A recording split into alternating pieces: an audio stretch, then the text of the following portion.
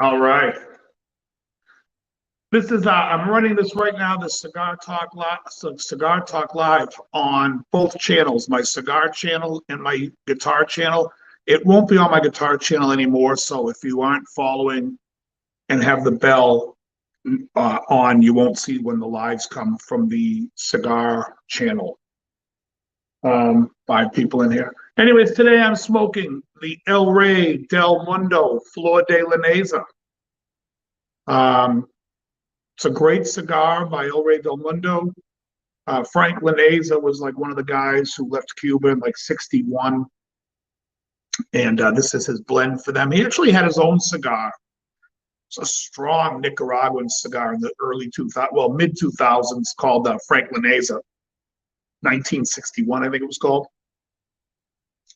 Anyways, JR Cigar, I believe, owns the brand El Rey del Mundo, and they are one of the few legacy brands that I actually like.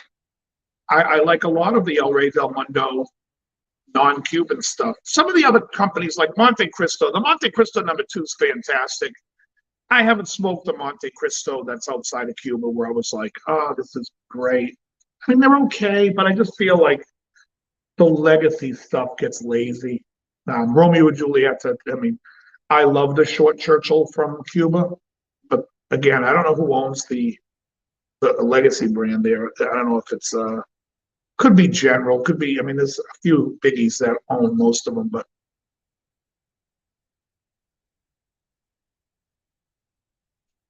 not a fan. Last night, I had a fantastic cigar. And actually, let me rate a few of these cigars right now. I'm going to do my rating for this cigar. This cigar was like the first real premium cigar that I got turned on to when I started smoking cigars back in 2006. And I used to buy boxes and boxes of them. And then I stopped smoking them for a while. And it's just a great first cigar. If you're going to do a few cigars, it's a great first. Medium body. So let me just say, the burn of the cigar, I mean, it's always like this. It's so good. It's a 5. You really can't ask for a better burn. The draw,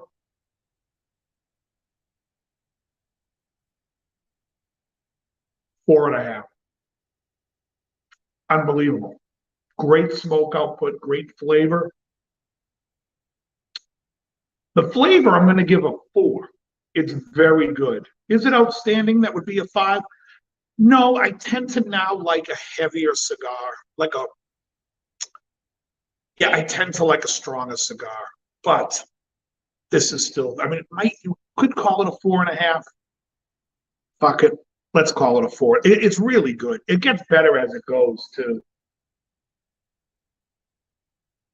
Yeah, Dwight Chapman has spoken one as well. Let me just say this. So what do we got there? 5 on the burn, 4.5 on the draw. That's a 9.5. 4.5, 13, 14. Then we get overall experience. For me, this cigar is a 5 every time. That's a 19. And the value, again, is a 5. That puts it right now at the highest rated cigar that I've rated so far. This is a 24.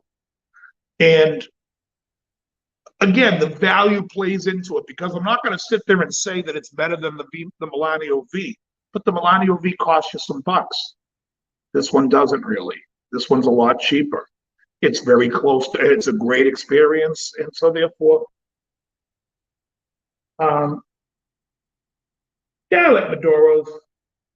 Thank you, Ricky Compton. Yeah, I enjoy Maduro. In fact, I had a Maduro last night. The cigar I smoked last night was called the HBC, which stands for Havana City. HBC Selection Number 1. Now, I'm a big fan. I mean, if you guys haven't tried an HBC cigar and you like a stronger cigar, Hot Cake. I think it's fantastic. The one last night, the selection number one is great as well. It's a thinner flavor for me. And I like a fuller, it's funny when people talk about full flavor because I think everyone means something different. But for me, I can have like a stronger flavor, but if it's thinner, then to me it's weaker. Whereas a slightly duller, smoother flavor that comes at you with a wall of flavor, that's a fuller flavor to me because I'm getting hit on every taste bud, every situation like that. A good starter cigar. This is a great cigar to start with. The El Rey del Mundo Flor de Linnaeus are harder to find. You'd have to order them online. A great one that you could find for every day, in my opinion, would be anything that's a Connecticut wrapper. So I happen to like the Perdomo Champagne for a Connecticut wrapper. I think there's a lot of flavor in there, even though it's a light cigar. Some people will recommend the Shade by Undercrown. I think the Undercrown Shade is just flavorless to me. It's like smoking tobacco. Now, it's not offensive like the Arturo Fuente Hemingway is to me, because to me, I can't even smoke that. I have to put it out. I just rather not smoke than have that cigar in my mouth. But any Connecticut, you're going to do all right. I'll tell you another great Connecticut is the Camacho Connecticut.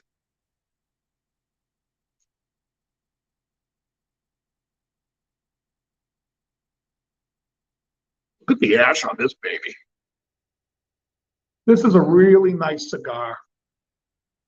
Dwight can attest. I sent Dwight some cigars. Dwight's commenting quite a bit that, he smokes and can't find certain things. And sometimes he, between orders and whatnot. So I said, hey, you know what? My humidor is so fucking stuffed because I had back-ordered cigars that all of a sudden everything started coming in. And I was like, oh my God, where the fuck am I going to put these? And then I went down to Mr. J's in Coventry, Rhode Island, and I picked up all these HVCs. I picked up a Black Friday. I picked up a great Plasencia. So my humidor was stuffed, and I said to him, you know what? Let me send you some cigars. So I sent him a really nice mix.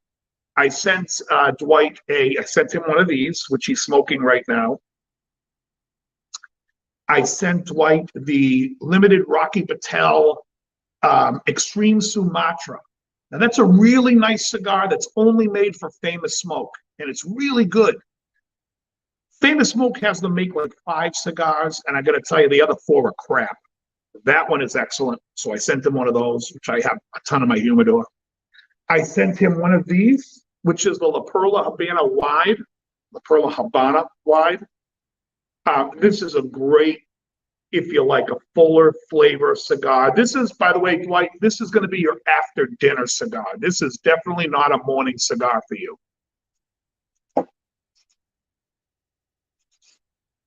Another cigar I sent Dwight was the Cavalier Geneve Visa Jalapa Toro. That's the one that has the gold leaf on it. That one's going to knock his socks off. And I don't mean that in a bad way. I mean, he's going to be blown away by the draw, the flavor, everything about that cigar. That is an exquisite cigar. That is like, it feels like you're smoking $100 cigar and it's literally $10. It's a great cigar.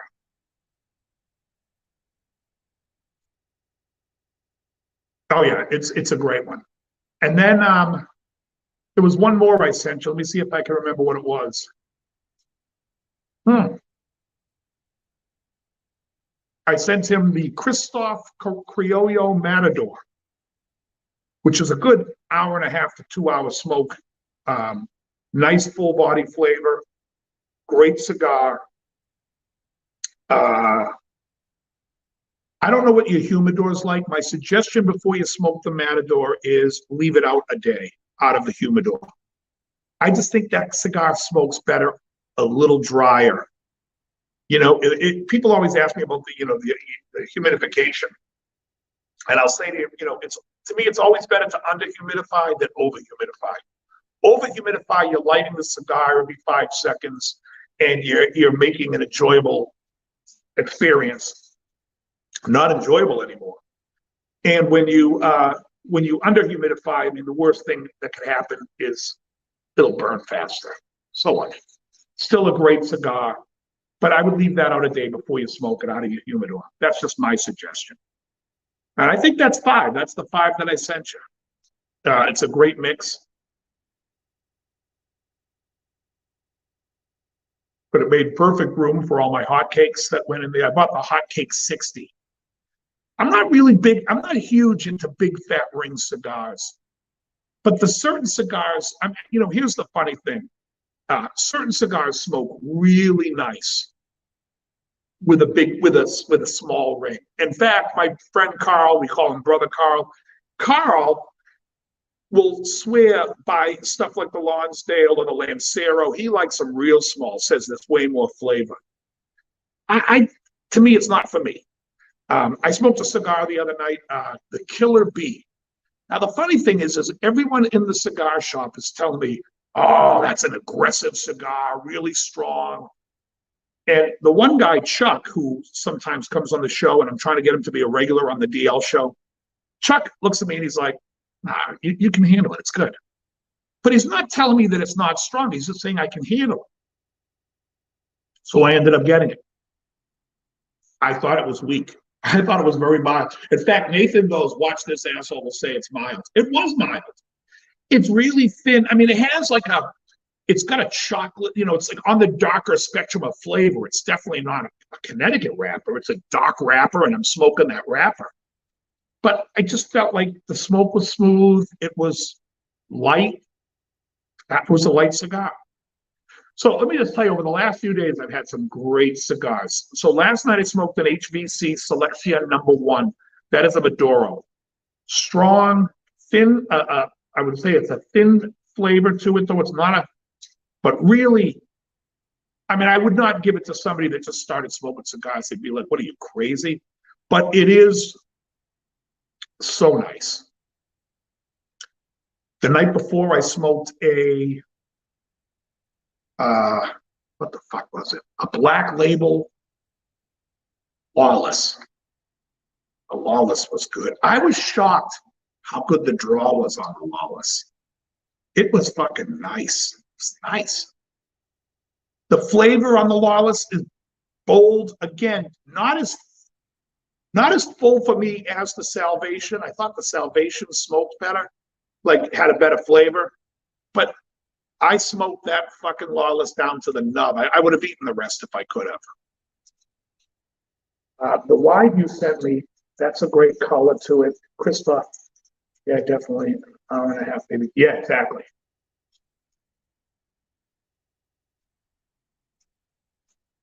Wait till you I'll tell you what's funny about the wide, Dwight. I did a live show, and the first time I ever smoked a wide, I took it out of the wrapper, and I was like, this thing smells weird. It has a funky smell to it. But you know what? I always hate when I see cigar videos and they do the cold draw. They're like, oh, in the cold draw, I taste this. I'm like, what do I give a fuck what you taste on the cold draw? You light the cigar and then you tell me how it is. Don't tell me what it's like to put the cigar in your mouth. That's so annoying to me. Oh, really? That's what it tastes like when you don't light it? Gives a shit. So it's a pet peeve of mine. So it's like, or they smell it, and it's like, it's like I feel like I'm watching fucking Willy Wonka. Oh, I smell this and I smell that. Oh, you're turning violet. It's like, give me a fucking break. Just light it up and then tell me what you think. So I lit the wide, and I was like, as soon as you light it, you're like, oh, that smells fantastic. I couldn't wait to put the thing in my mouth. I was just toasting it, and I'm like, oh, fucking great smelling. And it's a great smoke. I bought boxes upon boxes of that. That thing's, my humidor stuffed with them.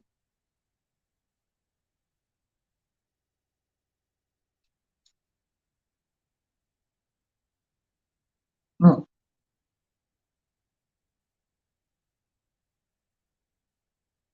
Yeah, this is, I almost want to get my ashtray, my Cohiba ashtray underneath just in case this thing lops off. I want to see how long I can get this thing on. There's a guy, I think his name is Steve Saka. He's like a big cigar maker, and he always talks about 5 things that make a great cigar. One of them is that it holds an ash at least 5/8 of an inch. I believe the other is that when you puff on it, that smoke continues to come out. So far, we got two on this. I don't know if I'm going to remember them all. One was you can hold it close to the ash and it won't burn your fingers. And you can get pretty close here without getting too, yeah, right there. Nothing. All right, this is going to come down now. So there's that. One was the piss test. You can put it down in an ashtray, go take a leak, come back, and you won't have to relight it. You can hold a light for 5 minutes. Carl, if you're watching, tell me what the fifth was. I can't remember. Thanks, Ricky. But yeah,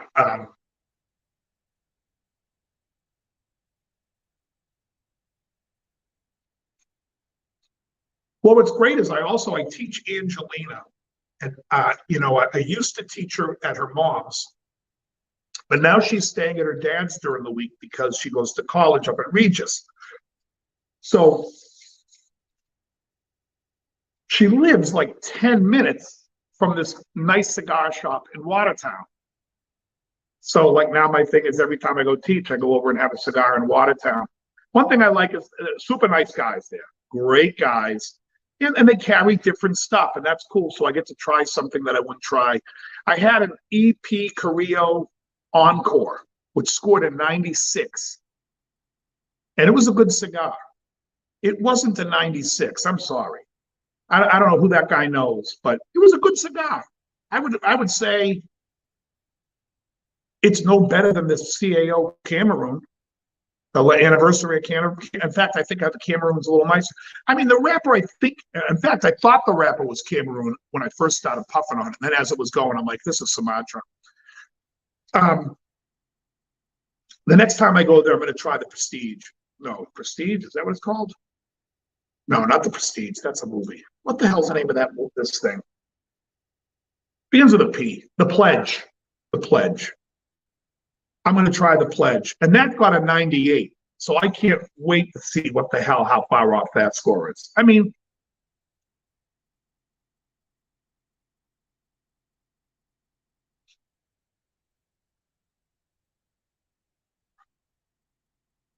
something happened on my computer here. Let me know if I'm still here.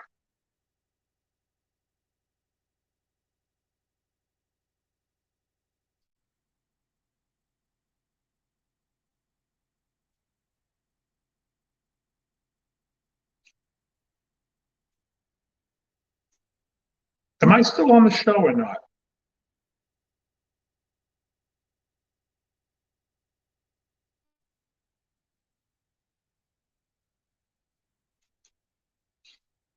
Oh, let me do this.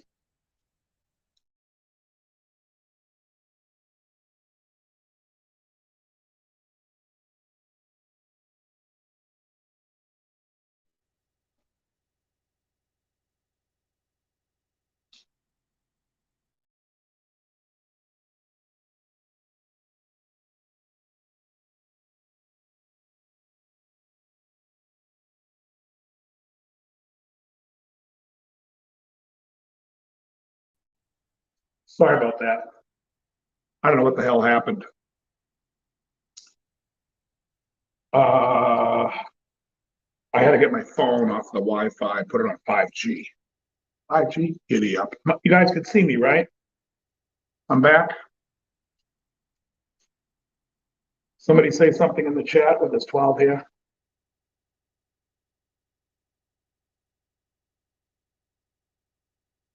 Yeah, do you guys see me now?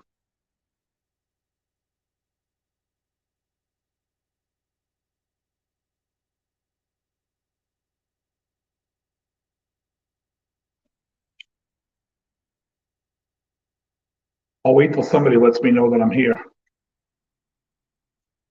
I'm here, yeah? It's not fair, no?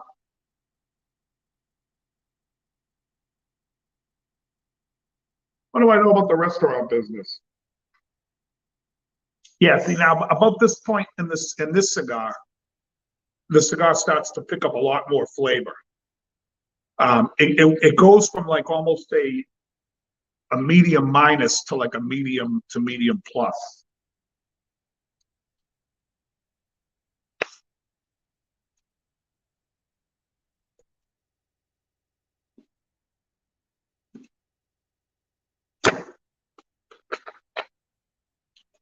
But yeah, so yeah, I'll be interested in trying that pledge next week.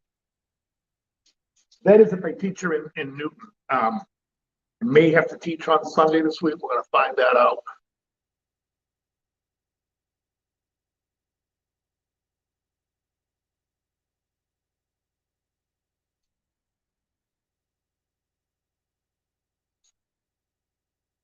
All right, very good. Thank you. So yeah, if you see me smoking a cigar, folks, that means yes, you know I did my cardio today. Fucking today was, you know what? Mondays and Thursdays are so tough. I don't know why. Today was tough. In fact, I had to turn off Sirius because I can't stand like I put on Slipknot radio and all of a sudden I'm listening to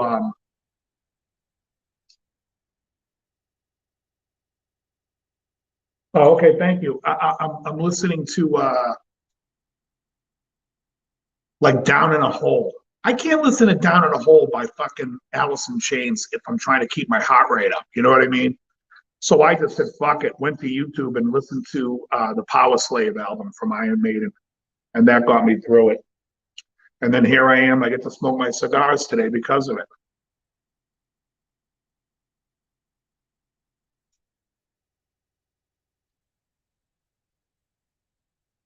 Um, the cool thing about where I live is I'm really close. I'm in Massachusetts, but I'm really close to Rhode Island as well. I mean, I'm closer to the city of Boston. I mean, because that's only 15 minutes away. I mean, in traffic, it's 2 hours, but it's literally, I mean, if I was to go out at 9 o'clock at night, I'd be in the city in 15 to 20 minutes. To get down to Rhode Island, it takes me about 30 minutes to get into Providence. And Pawtucket is not quite that far. But I have to take side streets and whatnot. So it's like 30, 35 minutes to get to the White Ash. But it's a great time to sit down with a bunch of guys. We talk music, we talk sports, we talk everything, movies, and we smoke cigars. You know, and I do want to film it. And we are talking about doing a blind review. And I think what we're going to probably have to do is have 1 week, one guy buys cigars or figure out how we're going to put it into a kitty. And then one person takes the labels off everything. And we all have to smoke them and taste them, not know what we're smoking.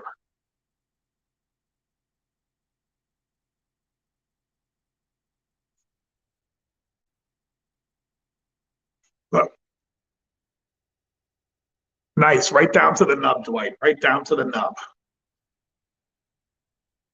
Yeah, it's a good one. This is a great cigar.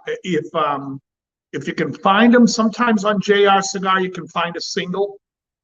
El Rey del Mundo Flor de la Mesa. There's the El Rey del Mundo logo. You can find a single or you can find them in 5 packs. Lately, they haven't had any 5 packs.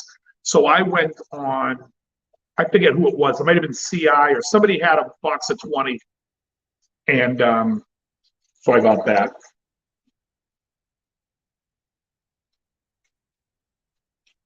Oh, okay. Nice. Yeah, I played down in Plymouth every Saturday night. Every Saturday night, I'm in Plymouth at Martini's.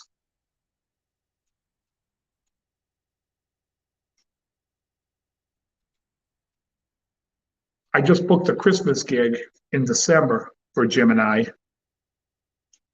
It's a gig we do every year. And at the end of this month, I have another gig with Danny. I had a great gig with Danny last Sunday. We had a lot of fun. Danny's definitely stepping up his game, which is great. Becoming a lot of fun to play with. And to me, that's the important thing. You know, just makes life easy. And he's becoming I think a really good entertainer. So it's good. Things are good. Hey now. Every time I say "Hey now," I always think, "Hey now, Autobots, drop your cocks and grab your socks." Always thinks of Optimus Prime. Um,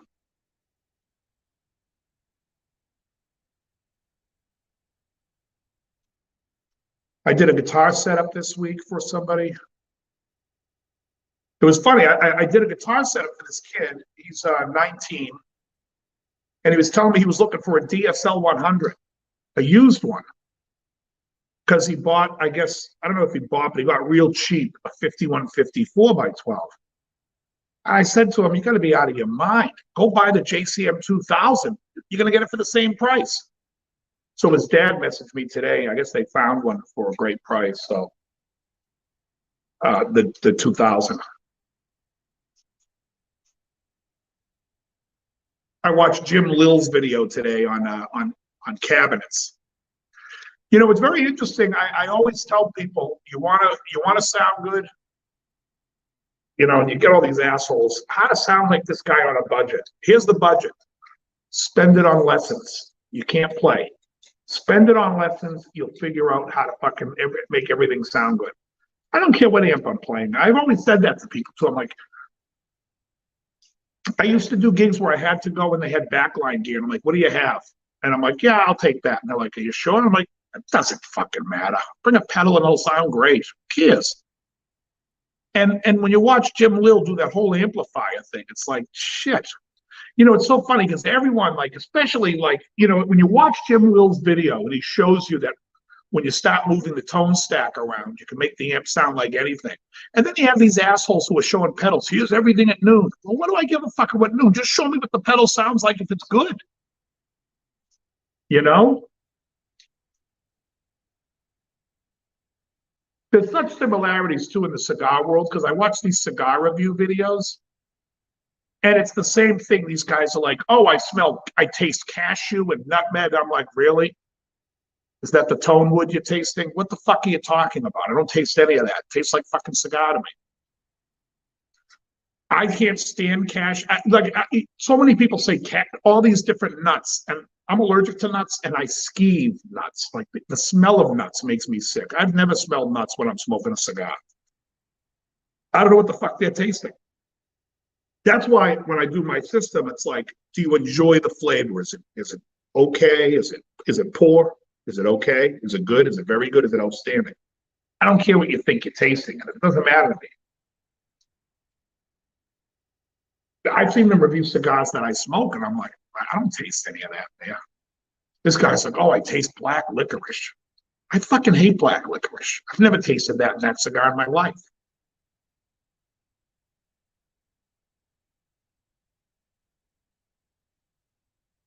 I'm gonna go on a limb right now. I said this thing scored higher than the Melanio V, the V Melanio. I like it better. I do like it better. The V has a better draw. I'm not going to bullshit you. The Oliva has a better draw. Overall, this is a much better tasting cigar. It is a much better tasting cigar.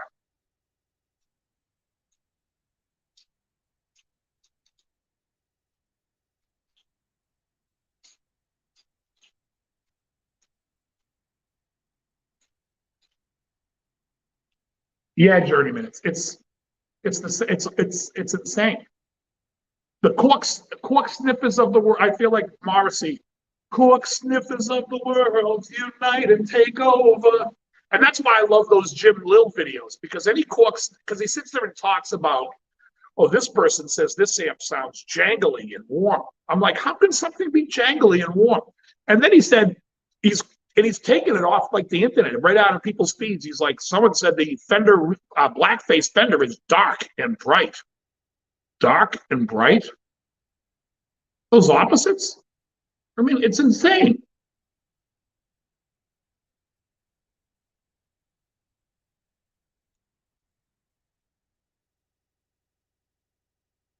You know, everyone's like, "You want to sound like Zeppelin? Play a fucking Les Paul through a Marshall." Okay.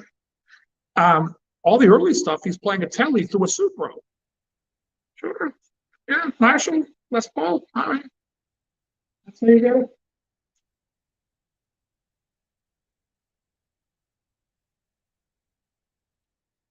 Yes.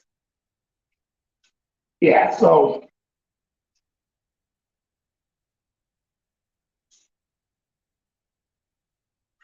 you know what? Because I haven't had the cigar. It's been about 2 weeks. I'm going to say this about this cigar. This cigar, the flavor starts very good. But by the halfway point to where I'm at now, when I said the flavor's starting to change, it goes to outstanding. And it goes to a stronger cigar. It goes to a medium plus. This is a great cigar.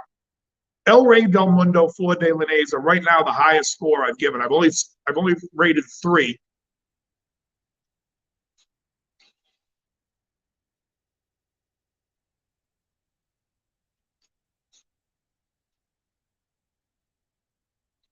I can't wait to do a review of the hot cake. I really liked that cigar a lot. I think HBC is one of the best.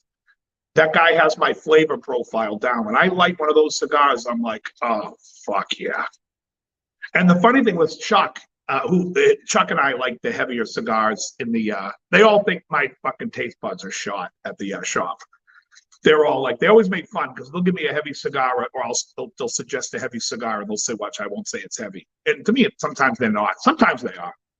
The hot cake is definitely on the fuller flavor. I mean, that thing was like a wall of flavor. But so I'm smoking it and I'm like, wow, this is good. All of a sudden, Chuck goes, wow. And he looks over me and he's like, this thing's great. I'm like, it really is. I was really enjoying it. When you find a great cigar, yeah. What's your view on the fucking 90 ring cigars?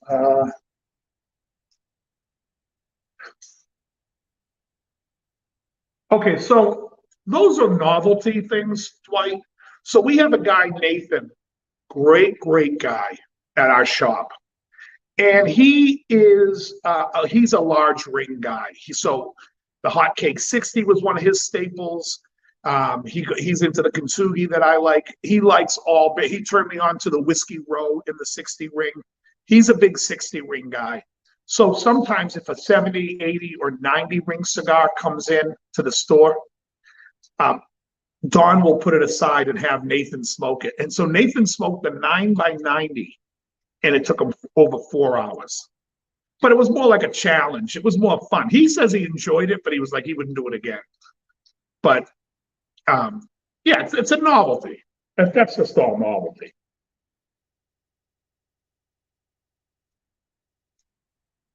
Yeah, it just keeps getting better. It's a great cigar. Like I said, and these are inexpensive. You can buy, if you find them on JR Cigar, like JR Cigar will have sales and stuff, but usually it's about $180 for 35 cigars.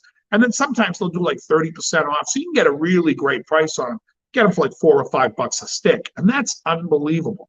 They used to be about $6 if you bought individuals. Now they're like $8 if you want to buy just one, which is still a fair price for this cigar because, like I said, I put it right up there with any of them.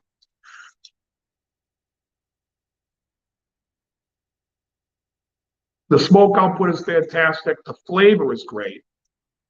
Everything about the cigar. It has some real Cuban tendencies, like it's definitely doesn't taste like a Cuban because the Cuban cigars, to me, they have a complexity. There's so many different flavors coming through, and it's like layered. It's almost like like when you have like a dessert, and then you see a fancy place makes this dessert, and you go eat it, and you're like, oh God, this isn't just sugar. There's all this going on and that go. That's how the Cuban cigars are when they're good. Some of them are better than others. I'll say this. Some are better than others.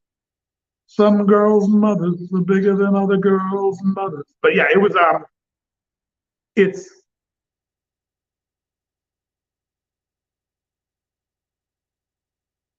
Cohibo Siglo 6. That's a fantastic cigar. I think any of the Cohiba Cubans are really great. I think the Esplendido is a very good cigar. It's a little light in flavor for me. The Esplendido with the Siglo 6 packs a little bit more of what I like, a fuller body cigar. I like the Bolivar number. And a lot of the Cubans, I tend to like the number twos, which is the Torpedoes. I believe the number 6 is no, 4 is a Toro. What's the 6? Is it like a double Toro? But the 2 is so I like the Bolivar. The Bolivar 2 is great. The H. Upman number 2 is fantastic. The Romeo and Juliet, the number 2. The Monty number 2 is probably the king of number 2s. Bono is number 2. Thank you. My favorite Cuban, for the longest time, it was the Romeo and Juliet to Short Churchill. But I think it might be a little too light. It could be the H. Upman number 2. Could be the H. Upman number 4.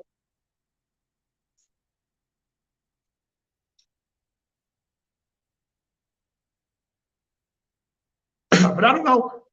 My favorites, this is probably up there close to my favorites. I mean, I have a handful because sometimes you're in the mood for a certain cigar. Like if it's in the morning, and when I say the morning, if it's like early afternoon and I'm gonna have a cup of coffee and I want to smoke a cigar, the instant cigar, if I said, what's the best cigar to have with a cup of coffee, to me is the Romeo and Juliet or Short Churchill.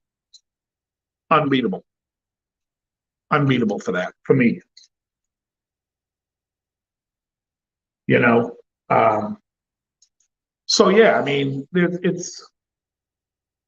yeah, I mean, I smoked a lot of Cubans. I used to, when I lived in Santa Monica, my neighbor, every day, he was a pedal nut guy. So he would come over with guitar pedals, and then he'd be like, all right, listen, I brought another Cuban for us to try. And we'd sit on my balcony and smoke Cubans. Some I loved, some I liked. I really haven't found any that I just hated. Whereas, again, the Arturo Fuente bestseller, not bestseller, Hemingway, I cannot smoke. The Underground Shade, let's put it this way. There may be 2 or 3 cigars that I had to put down because I'm like, this is not enjoyable to me at all. And one of them was a cigar that I really liked. It was just over humidified, and it was a Christoph Criollo. And I love that cigar. But if it's over humidified and had to light it every 5 minutes, I'm like, fuck it. And this is not enjoyable to me, so I dump it. The Underground Shade, I couldn't finish it. I was just like, I feel like I'm smoking smoke. Empty smoke, boring. Couldn't finish it. I was like, I'm wasting time. And then the Arturo Fuente Hemingway, couldn't finish it. I was like, this is just, the flavor to me is like this. I could have forced myself, but then I'm like, why am I smoking a cigar? I'm supposed to relax and enjoy myself. I wasn't enjoying myself, and it wasn't relaxing me. So, but if you like those Cuban cigars and you want to try something that's a little affordable for an everyday smoke, the El Rey del Mundo Flor de Laneza. Now, Frank Laneza was a famous blender and roller, blender and master cigar maker. And I guess he passed away years ago, like I think in the like right before 2010, maybe. I think he passed.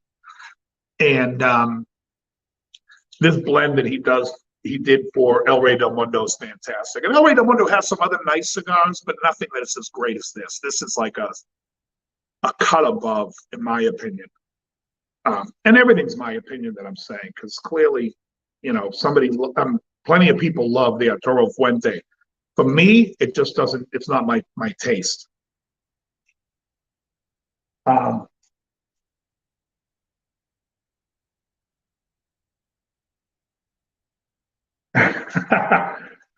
Thanks, David. Yeah, I love Paul Weller.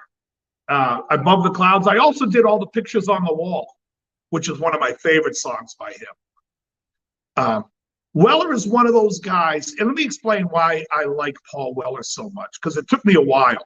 I have a buddy of mine, we call him Uncle Sal, on the West Coast right now. He's originally a Boston guy, well, Falmouth, down the Cape, and he's been in LA for 25 years. Sal was always a huge Weller fan, the Jam, the Style Council. And I had to do a gig with Sal. I was young. And we did Let me try to think of the style councils. Ever-changing moods. And I was like, this is a cool song. So then I looked into more of the style council stuff, and I'm like, I actually like the way Sal did it better. It was a little edgier than the style council was very, whatever. Then I heard Above the Clouds, and I was like, oh, he started definitely showing more of his. I mean, I love the jam, but he was showing more of his Motown stuff, and he has a lot of soul influence. It's like, here's a guy from England who you can hear has like influences in 60s soul, in the Beatles, in 70s music, and shit, that's the stuff I love. So I'm like, he's right up my alley. I love a lot of his stuff. He's an underrated guy. In the States, nobody fucking knows who Paul Weller is. In fact, he canceled the show that I was going to go to in LA. It was like in a small venue, and I was so psyched because I knew nobody would go. But yeah.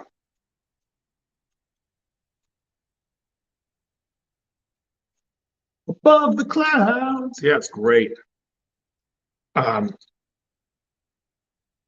Yeah, this cigar, I'm telling you, it's so funny because now I'm in the last third and it just improves and improves. It's like, oh, there's a new flavor coming in.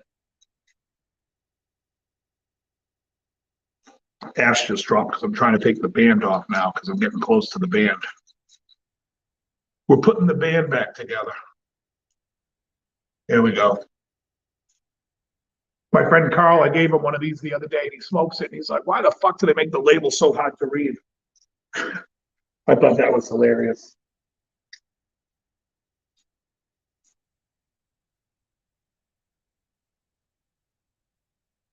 Yeah. I always forget, it's because there's so many cigars out there now and so many different things. And when you smoke something new that you like, you're like, oh, this is. So it's very interesting that I hadn't picked one of these up in a few weeks. And then before that, it's been almost a year. So it's great to come back to this because I remember smoking this in 2006 to 2010. This was the only cigar I was smoking every day. Like every time I'd smoke, I'd have one of these. And I tried some others. The 601 Oscuro. That's another cigar that I had to put out. I could not smoke it. It was like lighting that cigar was like, hey, I wonder what strep throat feels like. Then you take a puff and you go, oh yeah, I don't like that too much. Put that out.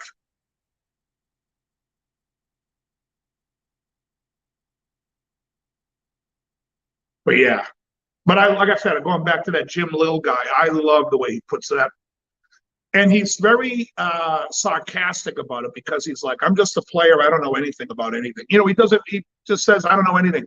But here it is. Here's all your bullshit, all your fucking voodoo that you're spewing about guitars. And it's like, nonsense. You take a Fender amp, fucking plug it in, put one pedal in front of it, whether it's a Tube Screamer. Now, I tend to like more of the Tube Screamer knockoff, so I like the Clean Boost by Honeybee amps, and I like the Duelist by King Tone. You go out with a King Tone Duelist and a Fender amp that has built-in reverb, and you could do a whole gig and fucking kill with it. Kill with it. That's a great sound.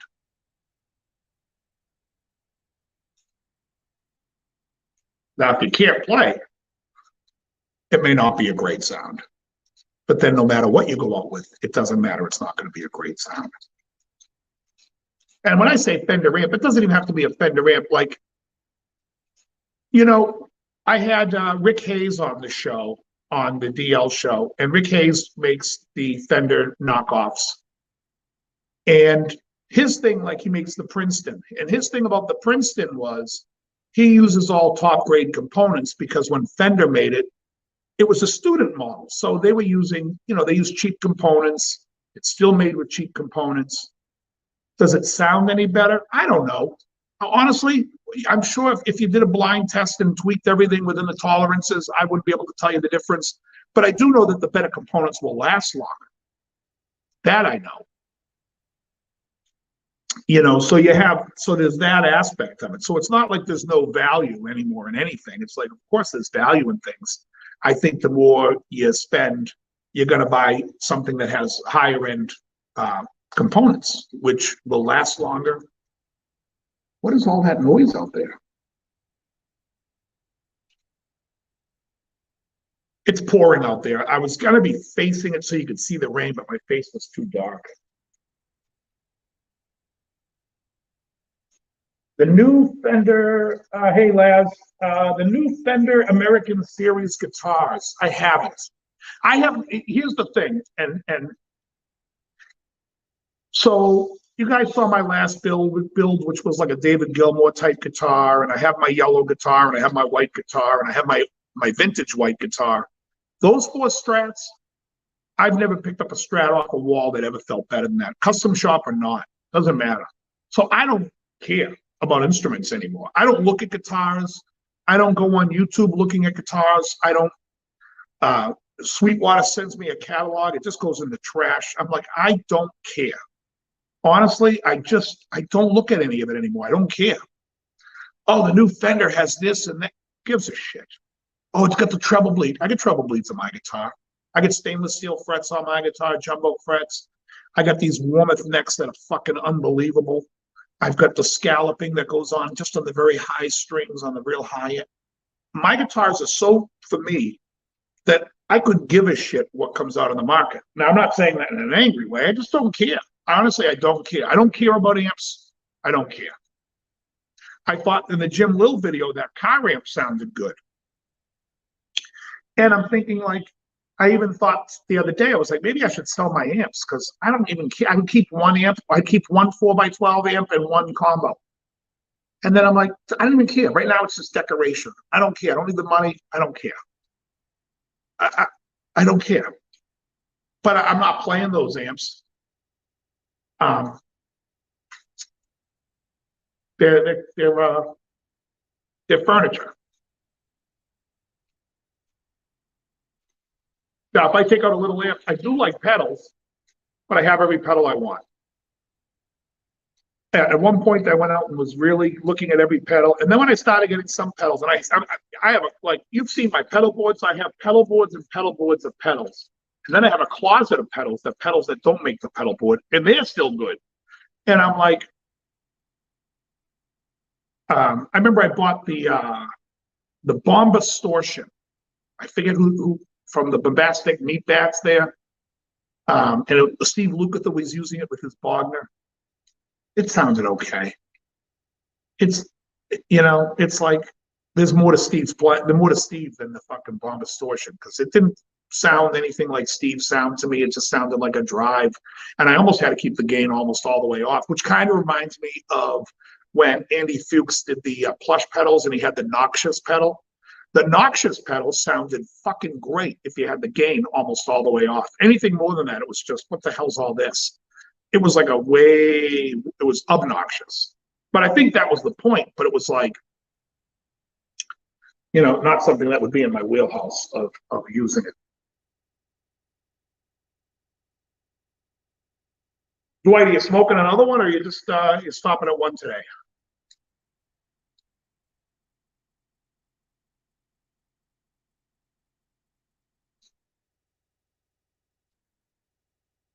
So I'm thinking about doing a December challenge. I've got now this girl Laura at the smoke shop that wants to do it. My brother wants to do it. I might have Jimmy do it, and one other person, I can't remember who said they would do it. But December, I'm thinking about doing the carnivore challenge, which is where I'm just going to eat meat and drink water. No veggies, no nothing. Just meat, like meat, bacon, eggs. Has to be animal derivative, and water. Joe Rogan does a whole show on it. He did it. He lost a lot of weight. I just want to lose the last 10 pounds that I have, which is just it's like between the skin and my stomach, really. If I could lose that last 10 pounds, I'd fucking be happy. Because, it's like funny because people always say, well, you do so much cardio. Yeah, I'm not really doing cardio to lose weight. I'm doing the cardio for my heart, my lungs. I do it, whatever. And then people are like, oh, but you smoke cigars. Oh, really? You're going to comment on my cigars while you're fucking eating poison every fucking day? Go fuck yourself. You eat nothing but poison. You're fucking throwing more sugar down your throat. Oh, go have a pizza. Oh, then go have a snack. It's like, give me a break. I don't fucking bitch people out for the crap that they eat. Don't give me shit about cigars. Or even alcohol. Alcohol does a fucking number on your liver, which is what makes people fat in the first place, is when you fucking have a fatty liver. I don't say nothing. Do whatever you want to do. You want to do whatever? Do whatever. But shut the balls up about me smoking cigars.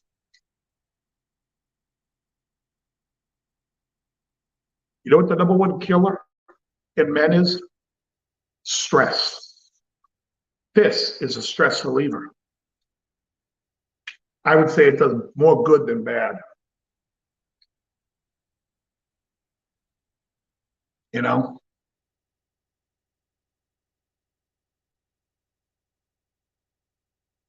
Totally agree.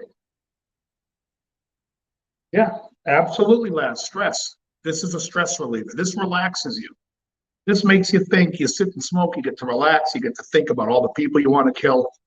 But did I say that aloud? You get to think about see, you get to think about anything. You can sit and I work out music shit in my head. I'm like Eric Cartman over here trying to think how I could win the Special Olympics. You're a win. In my mind, I'm making the shoe with the half size shoe so you can walk funny.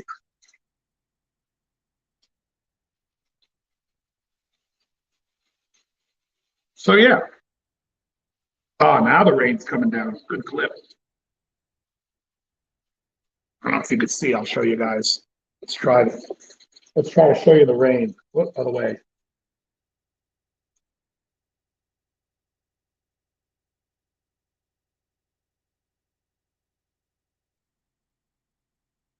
Also, I don't know what that is. There's the rain coming down.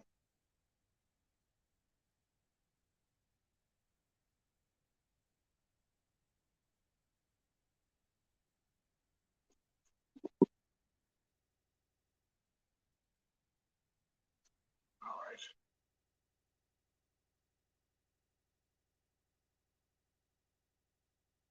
I put this up on the wall just to have something on the wall. I'm not sponsored by D'Addario. I mean, I do have an artist deal with them, but I've had that way before I had my YouTube thing. I had that as a player, and I love all the guys at D'Addario. Fucking great company. My favorite strings. Funny story. At downtown rehearsal, Nick Menza was playing in the band, and we had a gig. I'm trying to fix this. Hold on. We had a gig, and I was like, "Fuck! I need to get a set of strings." At the time, I was using stainless steel picks, and those picks pit the fuck out of strings. You got to change them before a gig out. I was panicking that I would break a string.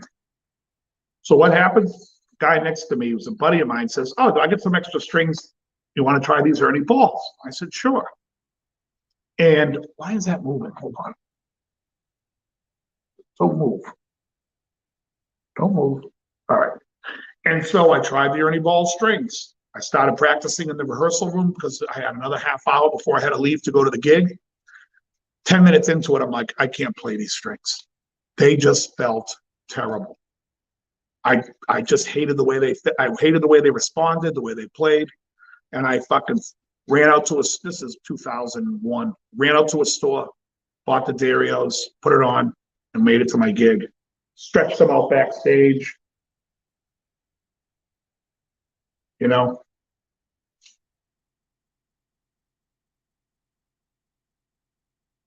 Yeah, and look, I don't care what anybody else wants to do. You could all drop dead tomorrow, whatever, doesn't matter. People are like, you could have I mean, anything could happen. Anything can happen to anybody at any time. I don't care. You want to do whatever you want to do what you want to do. I do what I want to do, and I don't want to hear shit about it. That's how I want to live my life.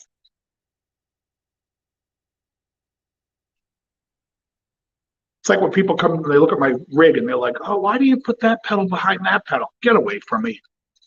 Just get away from me. Can you play? I don't even know if you can play. Get the fuck away from me. The most vocal people who comment about shit on my channel, like, you called that chord the wrong name. I'm like, you must be a beginner. Get the fuck away from me. You can call a chord 9 different fucking things if you want. You know what I mean? I mean, you look at a chord like a G6/4. You could call a C over G. You know, you can call it anything you fucking want. Gives a shit. Get the balls away from me. Well, G6, yeah, G6/4. That's right.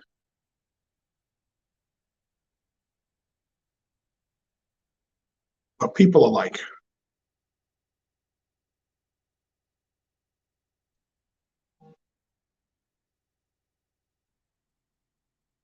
yeah, it's slowly creeping. That's all right. Here comes a phone call. Scam likely. Let me just.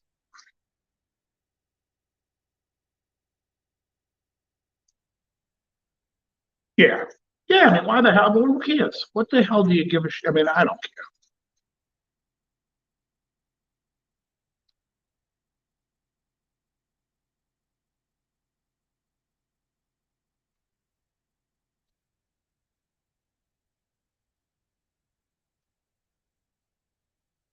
Thank you, David. Yeah, I mean, like I said, I'm not trying to disparage anybody else's playing because I don't know how anybody plays. I'm just saying when people comment to me, I can tell by the comments where they're at because, I teach, but I also play, perform, and everything else. So I know like where people are at when I hear their comments. Especially like I even know like when they're students and they're still learning or they're jazzers. I can always tell. You know, and there are certain rules that music sometimes follows that they feel always has to follow.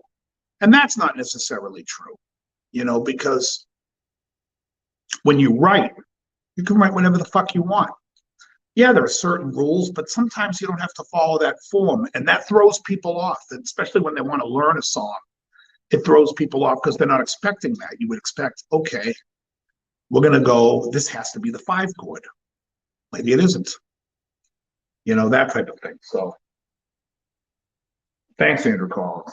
Yeah, I'm sorry, I wasn't fishing for compliments by the way. I was just saying, um, in general, in music, you can call anything you want anything. It's how you think of it when you play the chord. And so when I think of chords, in fact, one guy was trying to correct me on something. It was on the song When I Was Young, the Logical song. And he actually made me think about it for a second. And then I said, you know what? You're right. You're not right about what to call it, but I called it by a name that I probably don't think of it as. I think of it more like this. And then I changed, I said I would call it this. And then he was like, well, fair enough. That's, because you can call it, like all 3 names that we were calling it would work. It's really how you think of it when you're playing.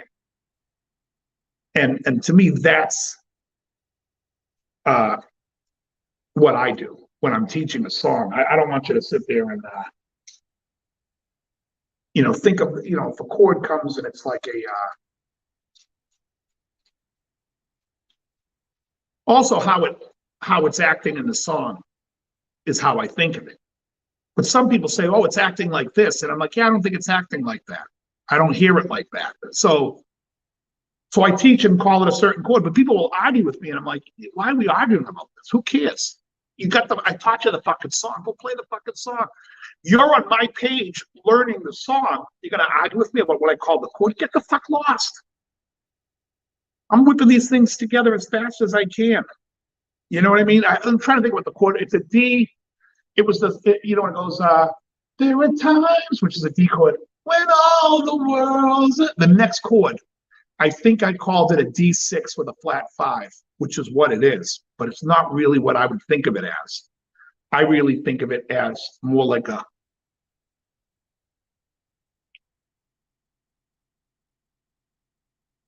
B minor 6 is what I think of it. Because it really goes like to a D then I think it goes down to the relative minor, and then it goes to the major 7 on the 4. That's how I think of it. That's how I think it sounds in my head. So that's really what I should have called the chord, but I didn't. And then he was saying it was some fakakta chord. Sorry, that's Yiddish, but that means fucked up. He was calling it some other thing, and I'm like, no. Neil.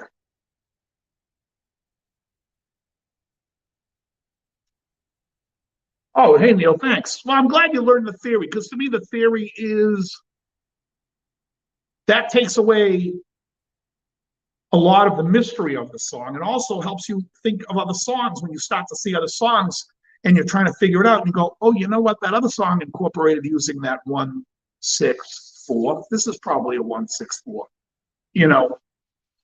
And then there are songs that have like some jazz implications, like I think when I did reminiscing, I think, I talked about the second chord of the song is a C9 sharp 11. And the song generally starts in like, the G major. It's basically the G major 7. But the second chord of the song comes from the G melodic minor scale. So that's what you would play over that chord, over that change. And so, which is like a lot of jazz stuff does, is jazz follows, every chord is isolated. Even though it falls in the change, you follow the chord. You're not playing to like a key so much. You know what I mean? You do, but you don't. You play to the chord, and then you can, which is why a lot of people have a hard time understanding jazz, because, like, you could take any chord, like, let me explain it in the most basic way. Let's say the song goes G, C, D, just simple G, C, D. When you play that C chord, now in G, C, D, we're in the key of G, right? We're playing 1, 4, and 5. So the C, you could play the G major scale, but you could also play the C major scale and you would have an F natural, or you could play the F major scale and you would have a B flat. So there's other scales you could play on that C if you wanted to. And in jazz, that's what they do. They'll try to find, like Holdsworth would play, like the C the C double harmonic major, something, or a C harmonic major, something that has some really out notes, which is, the double harmonic's a flat 2 and a flat 6, and the harmonic major's a flat 6, but you still have C, E, G. So you still have the chord in there, but now you have, and then you could also find that chord in other harmonic major scales as well. So you could play it in like the G harmonic major. So it's, there's all these weird things you could do. And that's how they look at it in jazz. This is an oversimplified what I'm trying to say, but if that's any understanding, if you have any understanding of what I'm saying, I'm oversimplifying, but I'm just trying to explain to you why a lot of rock guys have trouble with jazz, because they're playing scales that have the chord in there, but that are probably the most out, that have the most interesting textures in them. You're playing a C major chord, the C double harmonic major, has a D flat and an A flat in there.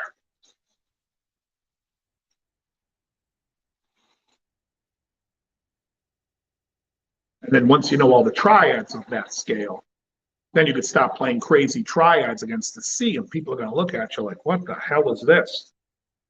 And that's like getting down to the nub, and it's still fucking good. One more time, folks. This is the El Rey del Mundo Flor de Laneza. Laneza is spelled Lalneza. Frank Laneza was the blender, or the master cigar maker for this cigar, this particular.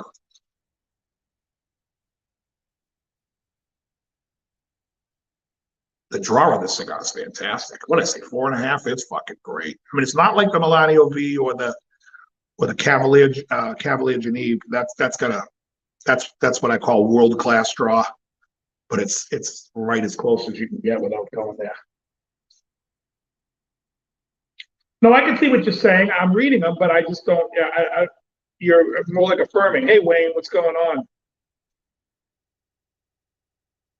I never seen you looking so bad, my funky one. Yeah, any major dude's awesome.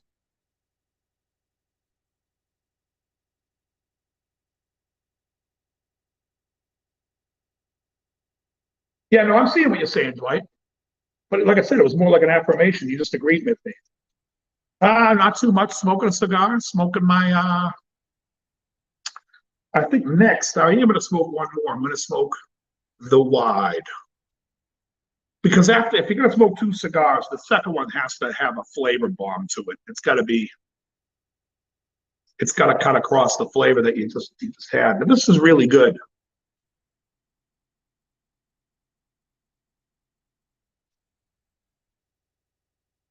My rating system, this got a 24. That's that's crazy.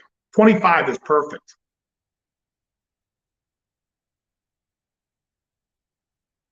Um, so yeah.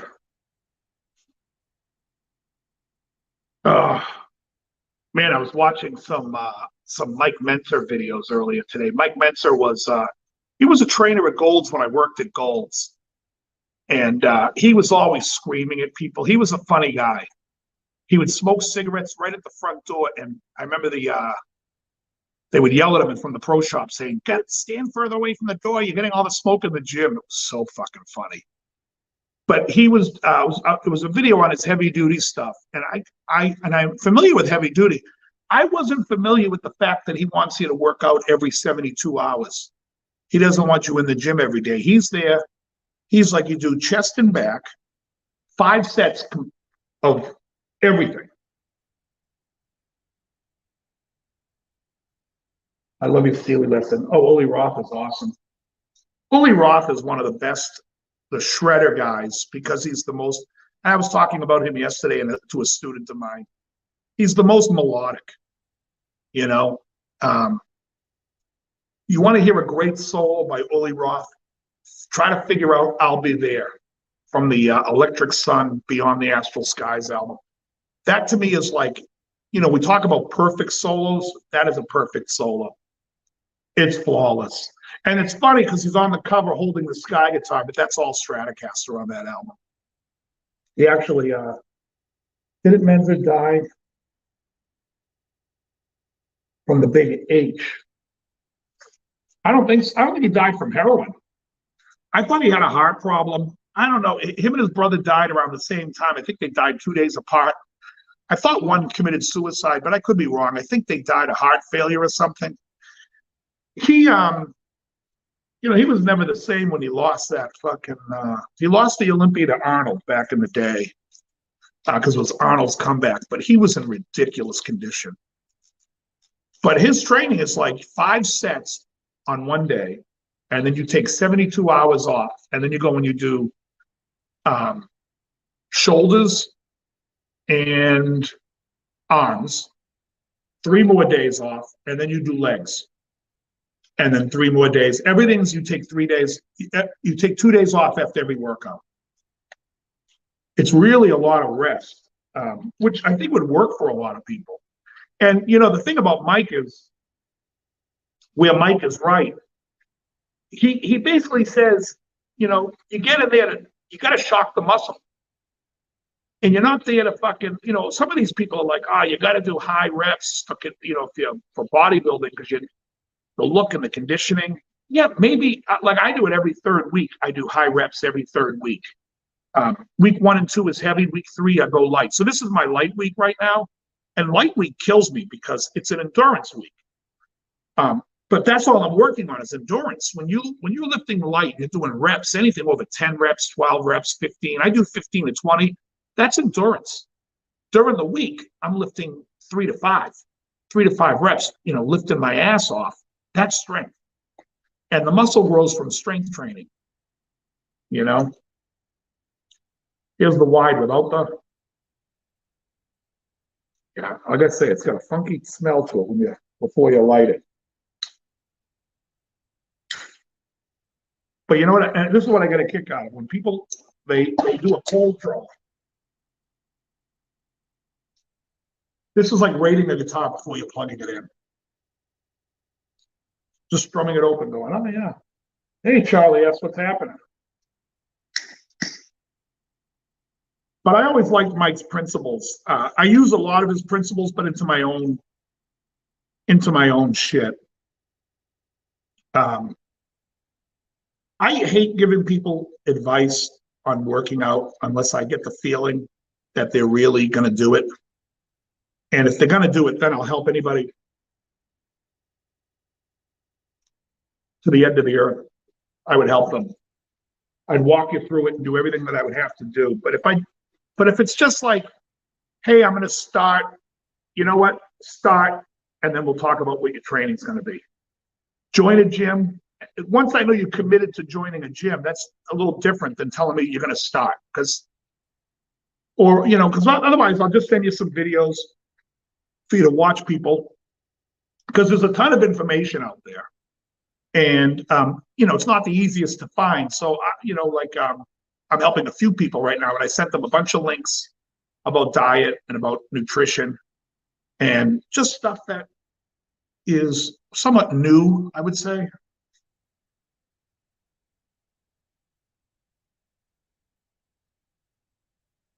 Nice light.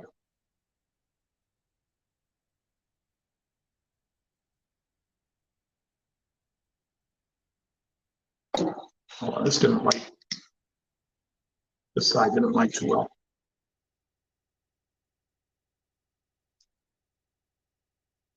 There we go. Yeah. This is like a much richer flavor. Definitely, like I said, this is like an after dinner smoke for most people.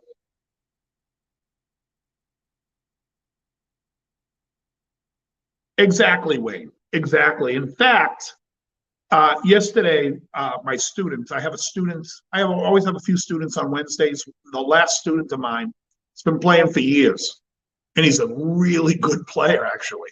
He's a really good player. And we were playing something, and he had trouble picking it. And I finally said, listen, I don't know how you're picking like that. I couldn't pick it like that. And I had to change. And he was like, how the fuck am I going to fix this? And we went, and I said, this is what you got to do slowly. We went over picking almost for a half hour, just learning how to pick properly, how to hold the pick, how to keep minimal movements in this hand, because you really want minimal movements when you're picking notes. And I even said to him, there used to be a thing years ago called the stylus pick. Do you guys remember this? The stylus pick is a great trainer for people because it trains you to barely pick the string when you want to play quick, if you're going to run a quick pass. And really, your fingers kind of have to be open, touching the body, so you know exactly how far you are from the string. So I talked to him about maybe ordering that. He should get that. And yeah, fingerstyle's tough. I mean, it's one of those things. I did a lot of country stuff, so I learned how to banjo roll and all that stuff, especially watching a lot of Steve Wariner. I'm a big Steve Wariner fan. It's funny, when we do these guitar lists and we talk about all these guitar players, I laugh because, it's like people have Clapton and Hendrix and all these guys so up high on the list for what they did to a generation, you know what I mean? Really, to all the people they moved. But when you think about it, you got guys like Brent Mason. Those guys are 10 times the players. Steve Wariner, even guys like Brad Paisley, even though Brad Paisley's a little bit more a mix of country and rock, but he's a great fucking player. And the technique and stuff that they're using is so more advanced and so much cleaner than these older rock guys that people have put on a pedestal for years. I mean, I don't know how Bob Dylan's on any pedestal. I don't really care for any of his songs. When I hear songs like Wagon Wheel, I want to throw up. Like a Rolling Stone is a decent song. Lyrically, it doesn't mean anything to me. It doesn't move me. I'd rather listen to Tom Waits. But every hipster doofus has Bob Dylan high up on the list. Oh, he's so great. Glad you think so. I can't listen to him.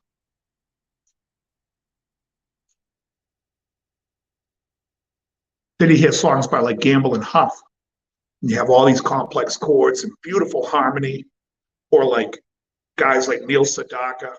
Whatever you think of Neil. Hi, this is Neil. Beautiful, beautiful harmony in the chords he's playing. It's beautiful. Those chords and even some, well, not so much Elton John, although Elton John had some nice changes. But in the 70s, those guys that were writing like some real nice chords. I mean, like I always tell people like two of my favorite songs of all time, Baby Come Back, beautiful chord changes, great song, and lyrically it moves me. I love the song. And and Al Wilson, Show and Tell. Beautiful chords, beautiful changes, great bass playing from Jameson on it. I love that stuff that is harmony, which is why I love the Steely Dan songs. You know, people, when you look at a Steely Dan book and you see like all these fucking crazy names for chords, and I sit and I laugh because I'm like, yeah, Fagen's really just playing a D over G here, you know, and they're calling it a G major 9. Okay, all right, it is, but he's also playing a D over G, and that's really what he's playing. So it's easier when you're a guitar player, especially a rock guitar player. You think of it, okay, it's a D chord, so you could play a D arpeggio, you could put a G in there, you could, but it's really a D. You know what I mean? And so that type of thing of understanding chords and stuff, especially in lessons that I teach in songs, I think I did a whole thing on slash chords. It really opens up how you can look at chords, at least when you think of them. Like if someone says to me, I want you to play over a C major 7, I immediately am thinking E minor because I think of the chord as like an E minor over a C. So I'm thinking E minor is how I think of the chord. And so I play the E minor scale. And I like the F sharp because I like that raised 11 or sharp 4 better than I like the natural 4 when you're playing it against the C major 7. And if you guys play a C major 7 and play the F, you'll hear what I mean.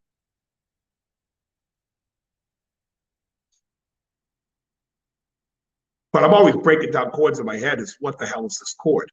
So when you think of like a G11, I think it's an F over G, you know? So therefore I could play both chords. I could play an F and a G chord. I could arpeggiate an F and G over the G11 chord. There's so much you can do. And because it's a dominant chord, because it's an 11, I could also play altered. I could do anything. I could play double diminished because it's got the dominant 7 in there, so it's going to beg for that it's going to beg for that dissonance because it wants to return home to the 1. So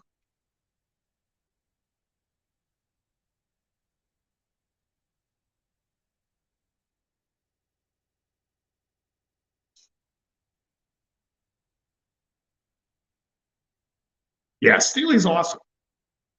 Great stuff. Great stuff. And I think Larry Carlton is such a musical player, which is why I think Kid Charlemagne, the solo and the outro solo, is so important. Just because I think they're so melodic and interesting, and the tension that he puts into some of the walk-ups are so clever and musical. And I just think he has probably one of the best ears, you know. And in the conversation, if you're going to say to me Larry Carlton or Eric Clapton's like down here, and you can't even see how good Larry Carlton is. And if you don't have Larry Carlton's first album, if you've never heard Larry Carlton's first album, go on YouTube and listen to Point It Up by Larry Carlton. That's one of the greatest guitar solos ever. It's long and it doesn't get boring, and his playing is phenomenal. Yeah, Don't Take Me Alive is fantastic. I think I did that solo on the channel as well. It's fucking brilliant. It's again another one of those clever solos from him where it's so musical that it's its own musical piece.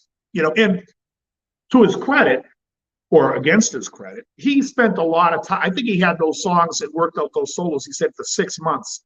So in a master class, somebody asked him, hey, I heard you got Don't Take Me, you got Kid Charlemagne down in 1 take. He said it took him 2 takes, but he had the song for 6 months.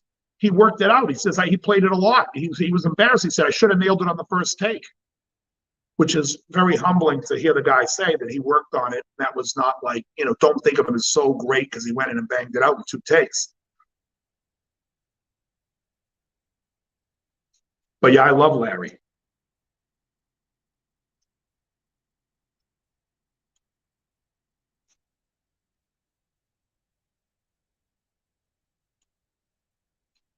So right now I'm smoking La Perla Habana Wide. If you guys smoke cigars, if you're a cigar smoker and you like a fuller flavor, not something that's going to knock your socks off, it's just got a great flavor.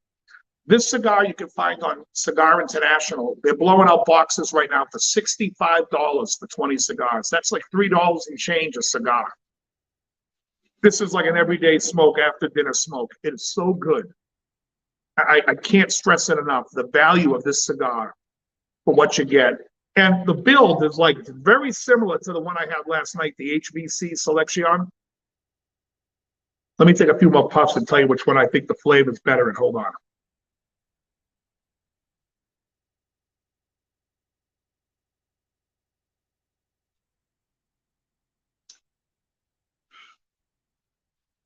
Hard to say because I'm having this after another cigar. The Selection, the one I had last night, was a thinner taste and maybe a little stronger. And this one's a more fuller taste, but mellower, if that makes any sense to you.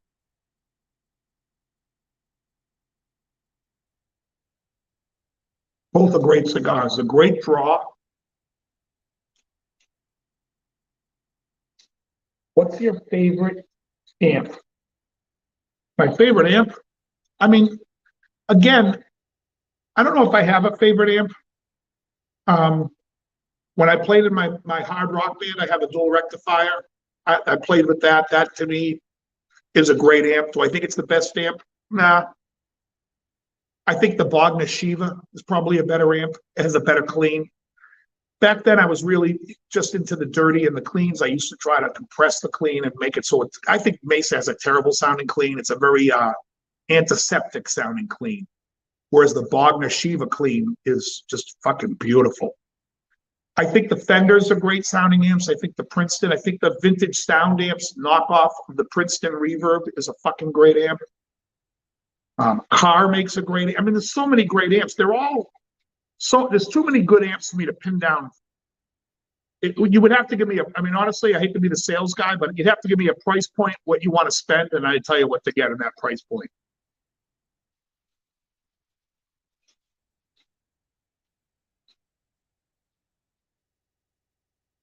Well, look, I'm smoking 2 cigars a day.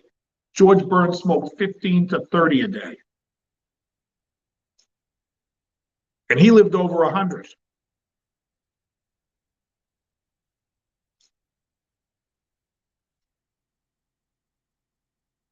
It's relaxing. It really is. Yeah, Jet City had a decent amp. I mean, they were like a Chinese-made amp. So the problem, again, I'm just going to say this: like Jet City was like was it Soldano who designed the amp for the Jet City stuff? I mean, is it going to be the quality build of like a Soldano? No, because the Soldano used better components and it's going to last you longer. Maybe, but the Jet City amps are fine. If you're a good player, oh,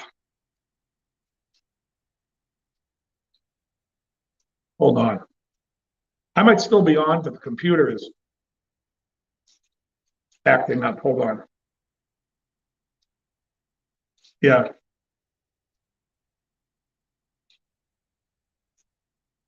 Yeah, I mean, like, if you watch my electric stuff that's on my channel, that's a fucking Mustang, a Fender Mustang going into the amp digitally. I don't buy into any of the shit with the amplifiers. To me, they all sound the same. Give me 5 minutes with an amplifier and I'll be fine with it. I'll be like, okay, I can use this. I don't care what it is.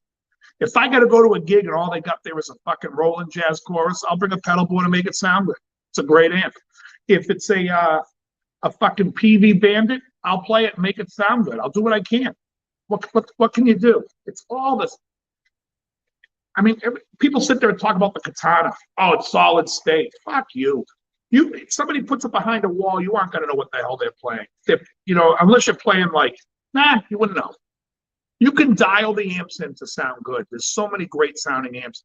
I went so early on in the Line 6 days, when Line 6 used to be in Agora Hills, when they were still the original company. I went up to the theater guys and hung out for the day. And they had a curtain over 2 amplifiers. One was a Vox AC30, and one was the Flextone amp.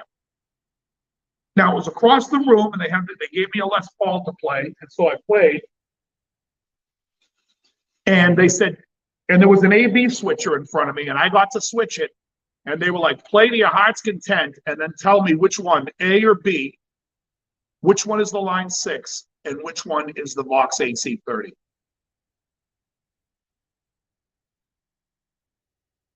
I played for like 5 minutes. I looked at him and I said, I'm not going to take a guess because all I would be is guessing. I can't tell the amps apart. They both, when you're not looking at them because you're looking at a curtain, I couldn't tell you which one responded like a tube amp. I couldn't tell any of that stuff. It was just completely stripped from me.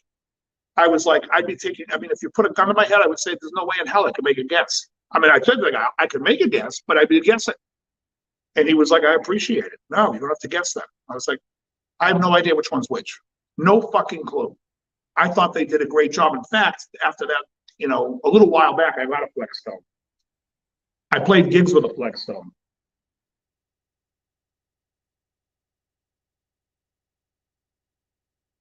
The JC90 is a great amp. Not a very common amp you see around anymore, too. It's a nice collector's amp. But the Roland, you know what's good about those amp labs is the clean sound. You're never going to get a clean that sounds as good as the Jazz Chorus. That clean is gorgeous.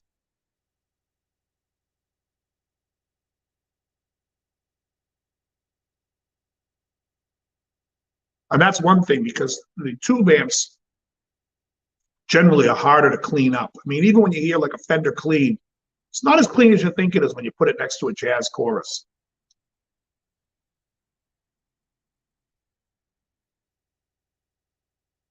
So many 80s songs with that Jazz Chorus in there. Oh yeah, all Fenders. Fenders take pedals. Actually, so when I do my gigs, I always take out a Hot Rod Deluxe. I got the Hot Rod Deluxe Bluesman, which was with the Celestian. It was a limited from 2009. I take that out with pedals. I can sound like any amp. Now the only thing is, it doesn't push air. I'm not playing it at a volume to push air. It's different. Like when I took out my JCM 950 watt combo, or the single rectifier combo. When you play with gain on those amps, they push air. And I like pushing air. I don't have, but I don't think the audience hears the air pushing though. As a player, you hear it, but I don't think the audience hears it. When I play my Hot Rod Deluxe, I mean, everyone was like, that sounds the same as you always do. And I'm like, interesting. Interesting. That you don't hear, the audience doesn't hear that pushing air so much. But I love that feeling of, when you play the high strings and that, you can feel the amp moving.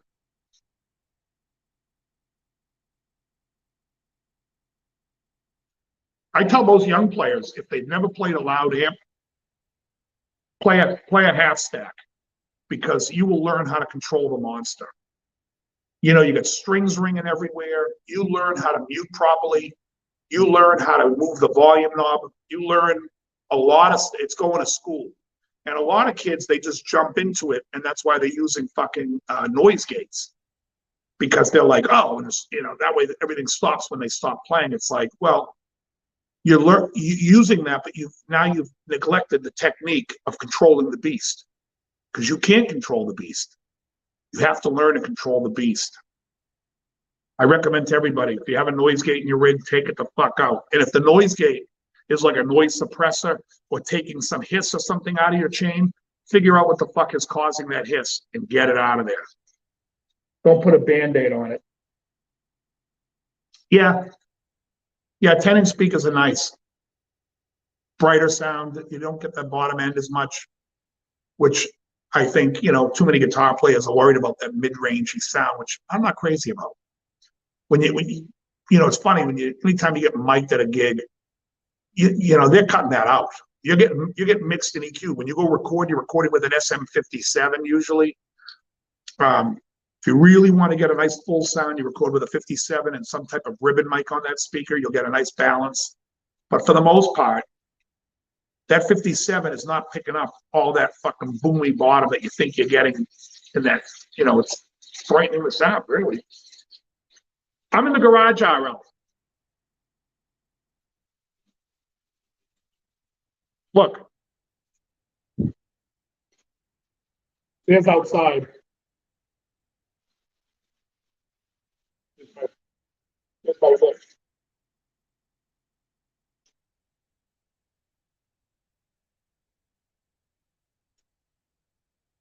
Yeah, I hung that up last week, or a couple of weeks ago.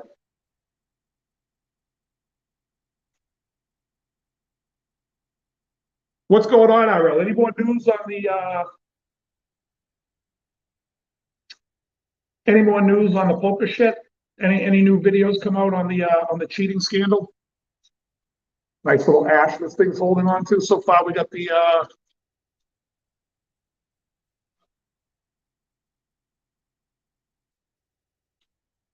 don't want it to drop on me.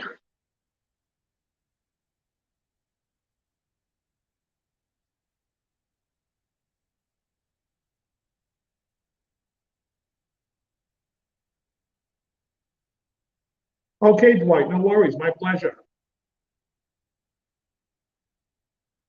Oh, nice. Yeah, like I said, I want them to get her. I think she's a cunt.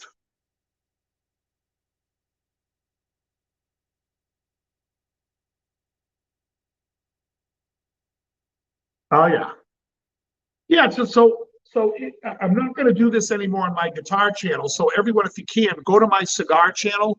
It's just called Dave Cigar channel. I want to do it on my. I want to keep it separate from my guitar channel, just because I don't know.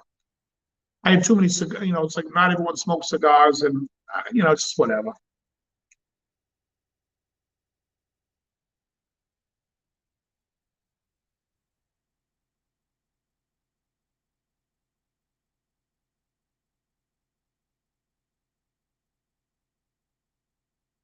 Yeah, it's nice. After I smoke, I'm going to cook up some food. Now the question is, what am I going to make? I'm going to eat some salmon when I'm done. Salmon and a salad. That's what I'm going to have. That's not terribly cold. I think it's like 65 to 70 today, RL.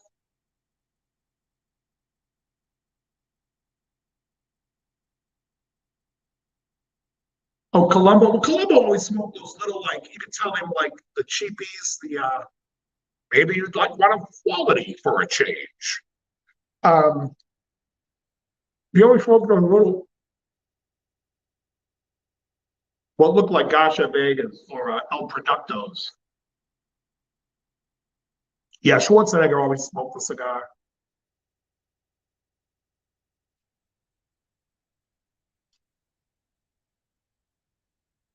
This is a nice one, too. Fucking classic. I'm so glad. I have one humidor that's just filled with these two cigars. The first one I had and this one.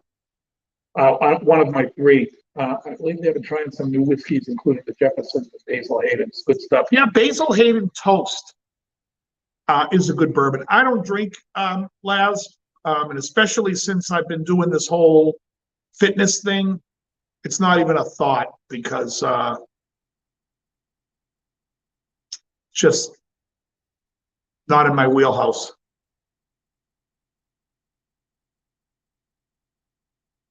Product of where?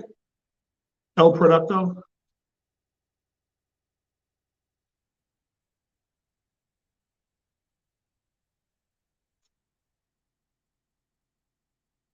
Wasn't that what El Productos? Isn't that what George Burns smoked?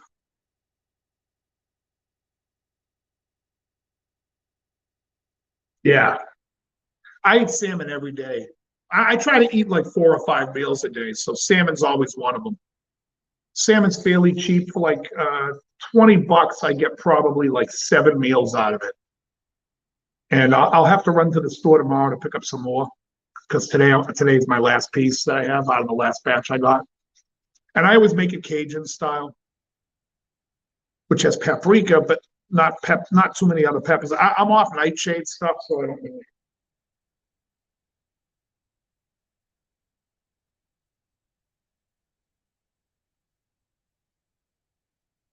Yeah, and like I said, probably December I'm going to do carnivore. That's going to be hard. I think the carnivore diet's going to be very difficult. I better talk to the dean. These classes could be a real inconvenience. Oh, nice labs. That's cool. It's a lot of sugar, but I'm talking about what it does to the liver. It's just it causes fatty liver. It's not worth it. Not in my opinion. Like I said, everyone has their thing. I'm not going to tell you not to do it. It's each their own. I don't.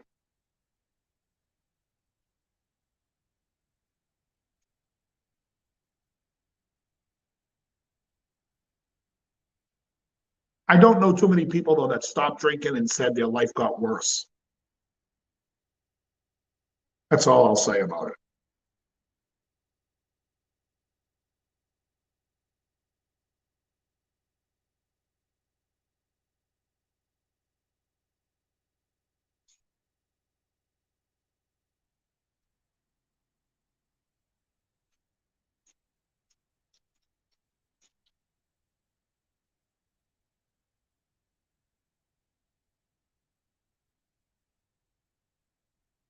Real, what's the weather there today? So you reverse fatty liver. So I would recommend Johnny going to Dr. Berg, Eric Berg's channel, and he talks about reversing fatty liver. The main thing you want to do is start drinking lemon water, having lemon water as your drink every day. You can either put lemons in water or take lemon juice and make your own homemade lemonade like Joe does. That's why Joe drinks the lemonade that he makes. You could use stevia, a little lemon juice, and water. Drinking that every day will cleanse the liver. And then you're changing your diet. You gotta cut sugar out. Sugar would be the way to reverse fatty liver. Is the first thing is sugar. Oh, nice. No, I get you, Laz. That's the way I would drink if I were to drink. Like I like Blue Moons, and again, but I'm not. That's like a wheat beer, so I'm like, um, yeah. And I do think that bourbon has a nice flavor. It's a nice taste. Like I said, it's like when I weigh the options of what for me do I pick my vice, which is cigars, and I stick with it.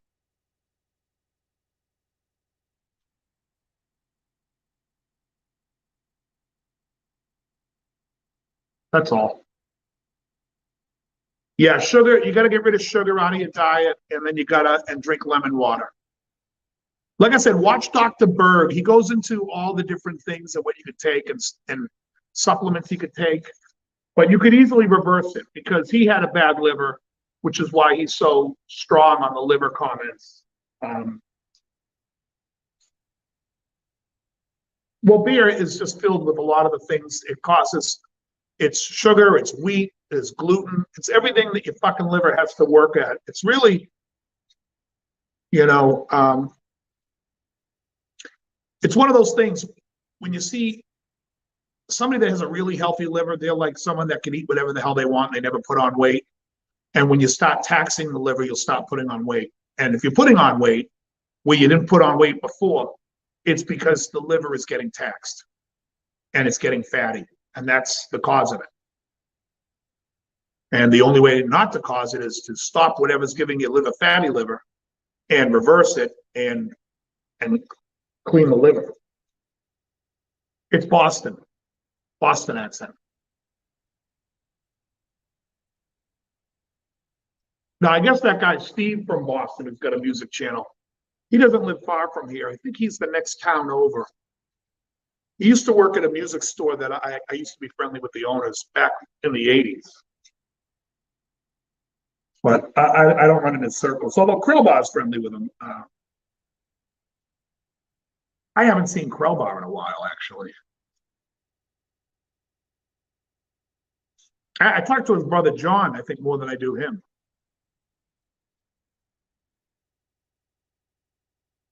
John's been on a health kick too. He's been losing weight and changing his workouts and whatnot. Yeah, I don't know him, Andrew. Like I said, Steve Krellbach says he's a great guy, and like I said, I know he's the town over from me. I don't know him. I knew him a little bit, maybe. I think he sold me an amp back in like '88. But yeah, it seems like a nice enough guy. You know, definitely a good player. I like his playing. No. That's his channel's called Steve from Boston.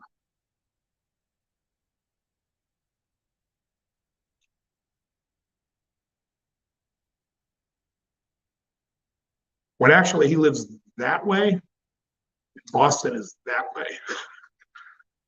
That way.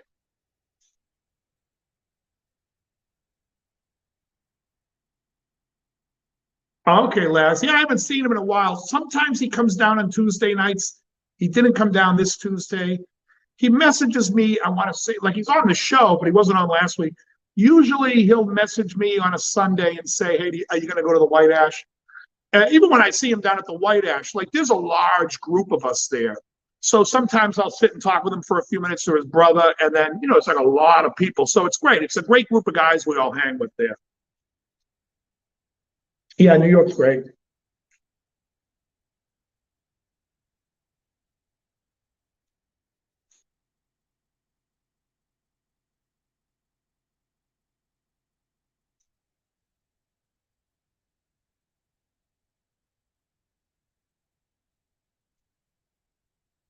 Yeah, Krellbaugh's been changing up his workouts. Krellbaugh was somebody that I helped with his workout because Krellbaugh was already working out. And me, him, and his brother were smoking cigars one day, and we started talking about training. And Krellbaugh said John had tried changing some of the stuff to the way I do it. And so then Krell was like, you know what, I'm going to give it a shot. And I guess he's been having a lot of luck with it. He said he's put on more muscle than he's had before. And really, it's like I said, it's kind of the Mike Metzer principles. It's just train heavy. It's heavy duty, except I'm not taking the breaks that he did. Where are you out of, Wayne?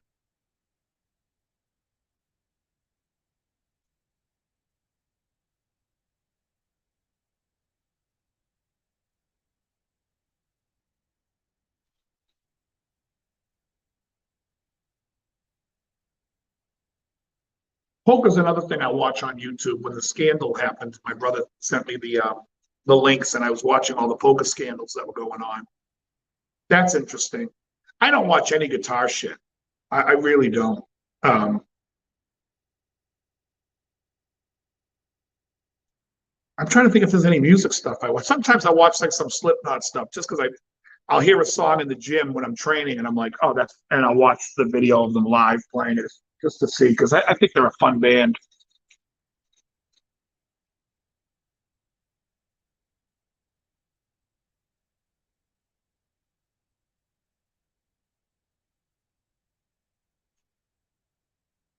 It's funny because I was talking to a few people in the gym the last few days, and I'm telling them about doing the carnivore diet, and they're looking at me like I'm fucking nuts. I fucking love that. They're like, what about veggies? I'm like, it's meat. You're eating meat only. You can eat bacon. You can eat fish. You can eat eggs. And you can drink water. That's it. They're like, what about fruits and vegetables? I'm like, what is I not understanding? No fruits and vegetables. It's meat. If the food doesn't have a parent, no. And water. Sugar and water. That was for Grandma who's not here.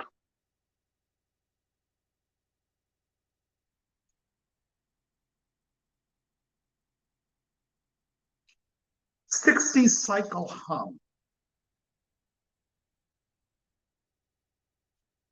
What does he do? There's a guy that does like 5 minute guitar videos. Is that the guy? Yeah, it's called the carnivore diet. Joe Rogan's doing it. Uh, Jordan Peterson does it. There's a lot of people that do it. A friend of mine, so I worked on a film years ago called Bigger, Stronger, Faster. It's about steroids in America and bodybuilding and wrestling. And my buddy directed it, and he was the narrator. And he's been a power lifter, but he's always struggled with weight. And over the last 6 months, I see his posts and he's talking about carnivore diet. I'm like, what the fuck is he doing? He's shredded. And I'm like, he looks fucking great. And I know him. I know he hates doing cardio. And so it's working.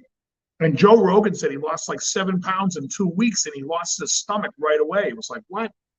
So for me, I don't have much on my stomach anymore. Some on my back, but I just want to get leaner. I got to lose like 10 more pounds of fat to be good. No, I don't watch any guitar reviews. No, I can't watch reviews. I honestly don't care. Right now I'm doing dumbbell benches. I used to bench 365 regularly, which may sound like a lot, but I'll tell you one story. I was benching 365 once at Gold's Gym in Venice, and David Paul walks up to me and says, "Can I work in?" I'm like, "Yeah." He goes and reverse benches it for 20 reps, and he goes, "Let me know when you go up." I'm like, "Fuck you, Dave. Fuck you, Dave. Fuck you." The machine comes in, and all you could say, you know. So, anyways, but right now I'm doing on a barbell like 275, but dumbbells I do 140-pound dumbbells. And 140 is fucking heavy. I don't care what anybody says. That's fucking heavy.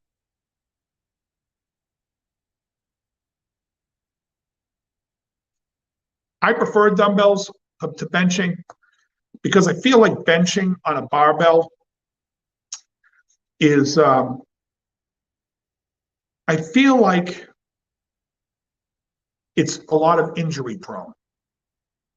There's something about, because to me it feels like a more compound movement, and there's something about compound movements that I feel like cause injury so much more. So I do dumbbells, and I'll do incline on the Smith machine, and I haven't done a lot. I do benching like once a month on a barbell. And like I said, right now I'm up to 275. So I don't have any pain anymore. All my aches and pains in my body have gone. I stopped nightshade, and it was unbelievable. It didn't happen overnight, but one day I was like, wait a second. I got out of bed and I'm like, I have no pains, no nothing. Like, it's great. So I don't eat potatoes, I don't eat tomatoes, I don't eat eggplant, and I don't eat peppers. I stay away from those things, and those things can cause inflammation if you're sensitive to it. Now, I don't know if I'm sensitive to it, but I stopped it and the pain went away, and I have no pain. Yeah, there's things I won't do. Like I won't do squats. I'll do leg press. I'll do extensions and leg curls, calves, but I won't squat. I just feel like, to me, there's too much risk of lower back injury. There's too much shit going on. To me, it's like, is it worth it? And for me, no. And then today I was watching a Mike Mensa thing, and Mensa never squatted. He didn't like it. He says leg press, everything that I do. He was like, that's what you do for legs. I'm like, giddy up. That was just serendipitous. I didn't know that ahead of time. I just caught that today. Yeah, so I do everything that's like onto the point. So like when I do shoulders, I stopped even doing like, I never used to do presses and stuff. And every time you do presses, it's like, God, it just feels like something's gonna fucking. So I do front delts, rear delts, side delts. That's my shoulders. For chest, I'll do 2 chest exercises in one day, and arms, I'll do 2 bicep exercises. I mean, thighs, I'm strong. Right now, I curl like 65-pound dumbbells. I'm trying to get back up to 70 was my usual. But right now I'm up to 65s again, and 65s are fine. It's heavy. It's fucking heavy shit. And I always tell people train heavy, but it doesn't mean you have to train what I'm lifting, because I know I'm abnormally strong for my size. But it's like, if you can do something more than 4 reps, then it's too light. Bump it up. Bump it up. Bump it up. Not until I say, jump the fuck up. Not until I say, jump the. That's my Corey Taylor for you. Yeah, I don't know who Doug. I don't know who that is.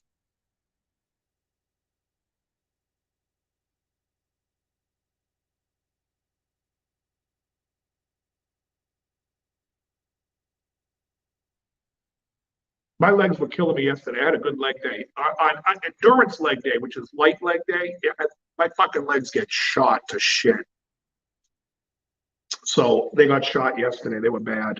It was good. It was a good workout. I mean, I feel great today. Today I went and did arms, tomorrow shoulders, and then I have the weekend off, thank God.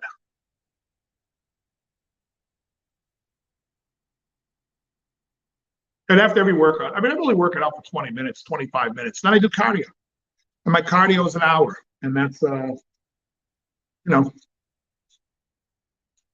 that's my hobby. Thank you. That was for RL. And that's my hobby. Oh yeah. When I'm on cardio, I'm sitting there like, all right, like 30 more minutes, 30 more minutes. And I'm like, I earned the right to smoke a cigar. If I don't do it, I would be like, I can't smoke. So I always do it.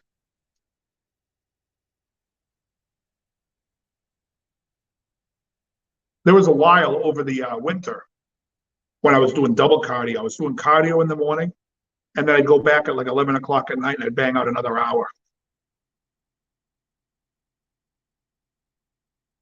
Yeah, pulling a quad's tough. I pulled my calf like a month ago, and I took an ibuprofen. I have 800s, the 800 ibuprofens, and the pain went away that day. The next morning, I woke up, I could feel my calf. I took another 800, and then the third day, it was gone. I was back. Yeah, so I mean,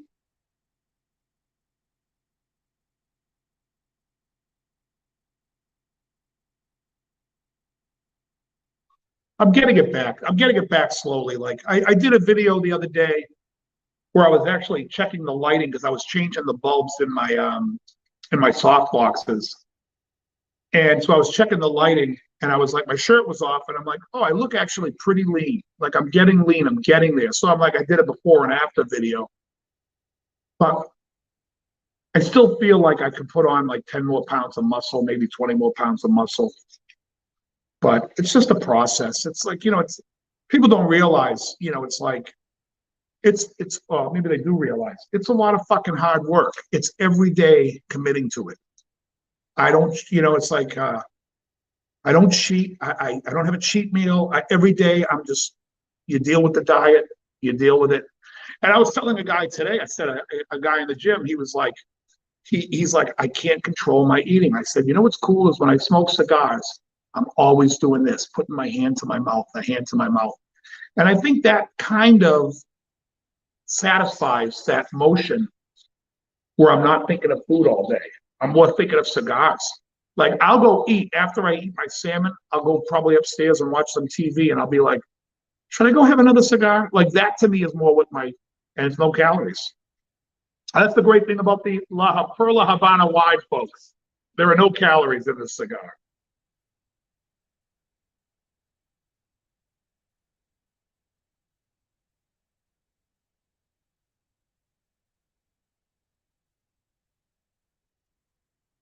You know, so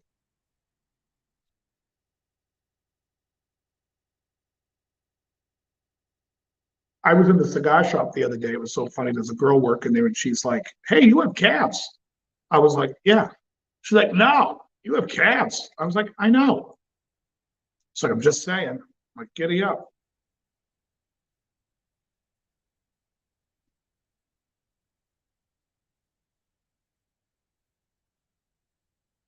I don't really do. I mean, I do calves every time I do legs, but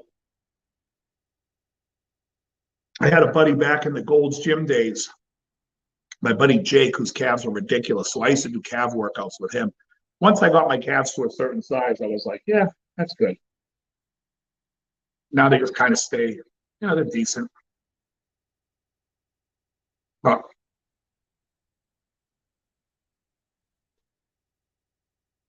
definitely a much higher quality of life, like I feel so much better. Um,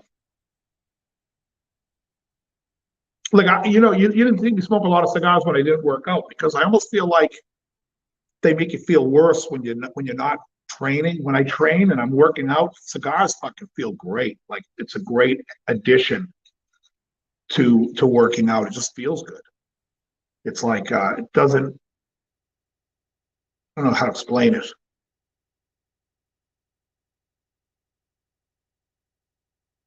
Ah, excellent, RL. But see, Richard, you're in a place where you can actually go out and eat pretty good. Like you could go to like that place around the corner from you and get a shawarma plate. You know that Jovan right next to your dry cleaner over there. Where the where Aunt Kizzy's used to be. I don't know what's there now. Is the Killer Shrimp still there? Or are they gone? You know that strip mall. There's that Iranian Persian restaurant that has great shawarma. You could go to get you can get shawarma with a little hummus, and that could be a meal going out. You could go to Zanku Chick. I'm not going to Zanku. They give you plastic forks. I get it, RL. I get it.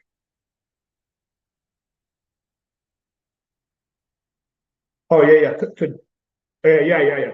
Tajish, yeah, Tarjish. Yeah, I love that place. That's a great place. Tajish, whatever it's called. I like you say, look at the chat. How can I can only look at the chat if I'm looking at the chat.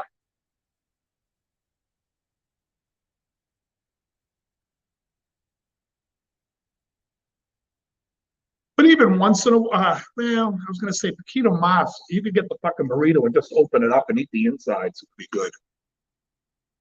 But there's so many. I mean, even like California Chicken Cafe on Lincoln is a great place.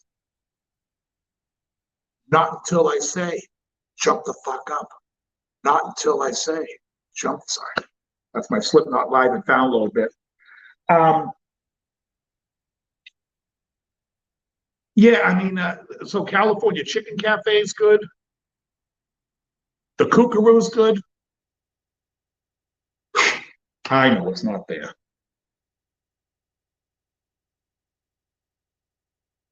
I'm just trying to show you. Um, Government. Oh, I watched that again. The clip you sent me, when he goes, "Oh, government." Guys, if you aren't watching Rate My Takeaway, you gotta look up the video, the YouTube channel Rate My Takeaway. This guy's a genius. He's eating food. He only calls his cameraman. Oh, cameraman. He's fucking great. I love Rate My Takeaway, but there's lots of great.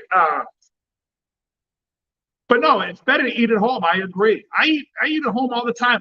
You know, it's funny when somebody said to me,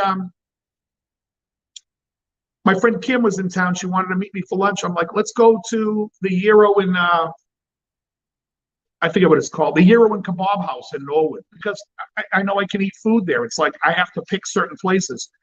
God, you know what? I haven't been to Rosie's in a while. I got to go to Rosie's.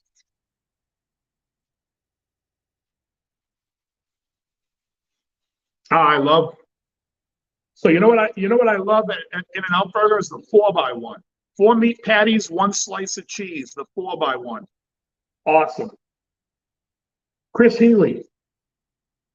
His name was Pat Healy. Chris Healy, welcome. So yeah, I mean, whole lot of Rosie's. Yeah, I like Rosie's is great because they just give me the gyro meat and lettuce and tzatziki, and I am a happy camper. But yeah, I don't go out to eat much. It's just there's not a lot of places I can go. I also like Jimmy's in Weymouth, the little diner, because I get the lamb shanks. Lamb shanks, lamb shanks. So that's good. But yeah, most of the time I'm eating home. Because like I said, I'm eating like 5 meals, you know. So it's like today I had, and one of those meals is like, I start with a protein bar, go to the gym, come home, it's eggs and oatmeal with blueberries. That's all I had so far today. Then I'm going to have salmon, and then tonight I'll have like a burger patty with tzatziki sauce. Or 2 patties.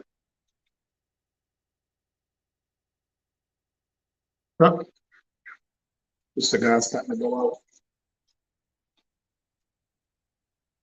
Not until I say, jump the fuck up. Not until I say, jump the fuck up.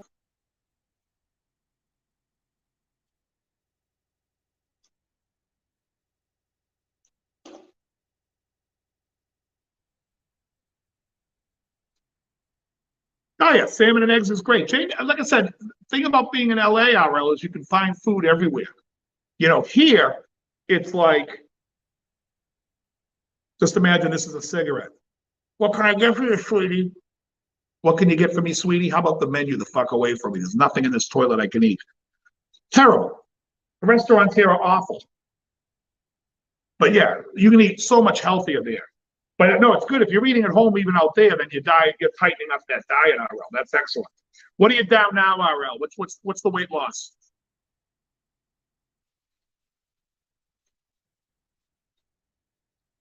If you guys ever seen the song "Spit It Out" live at Download from Slipknot, when he gets them all on the ground, and he's like, "Not until I say, jump the fuck up.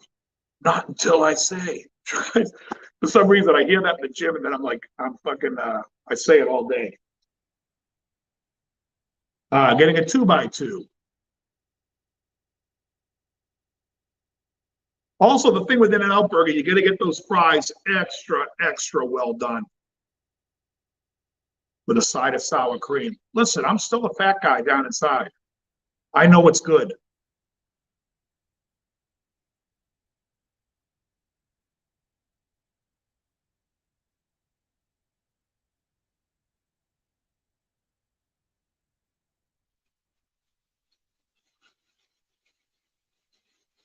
$235 today. All right.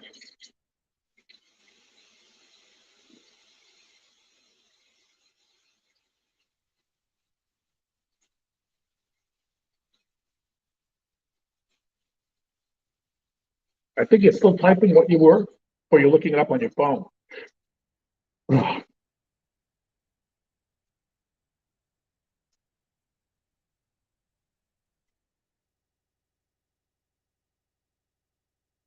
Not until I say, jump the fuck up. Joey, take these crazy motherfuckers home. Where you going to be in the next 10 years? I figured you were looking it up.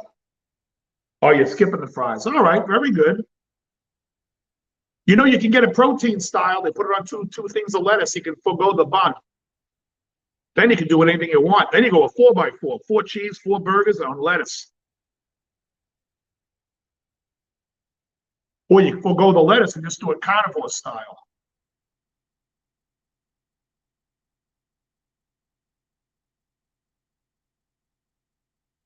I can't wait to do the carnivore diet because I am going to be fucking eating bacon like it's going out of style.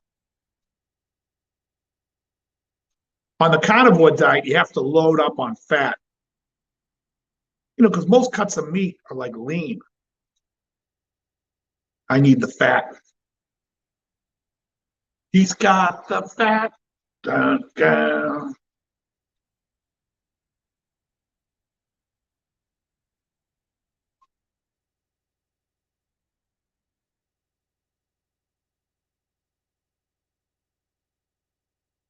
Excellent, Darrell. So you're down over 10 pounds. That's excellent. Now, Darrell, did you see Joe Rogan said on carnivore in 2 weeks he was down 7 pounds? Or the first month he was down 7 pounds? I think it was 2 weeks, though.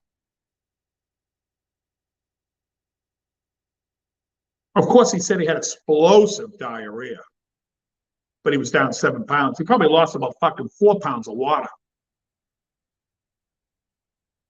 But he said he lost his stomach right away.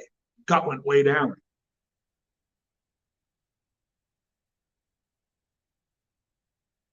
No, supposedly your cholesterol doesn't increase.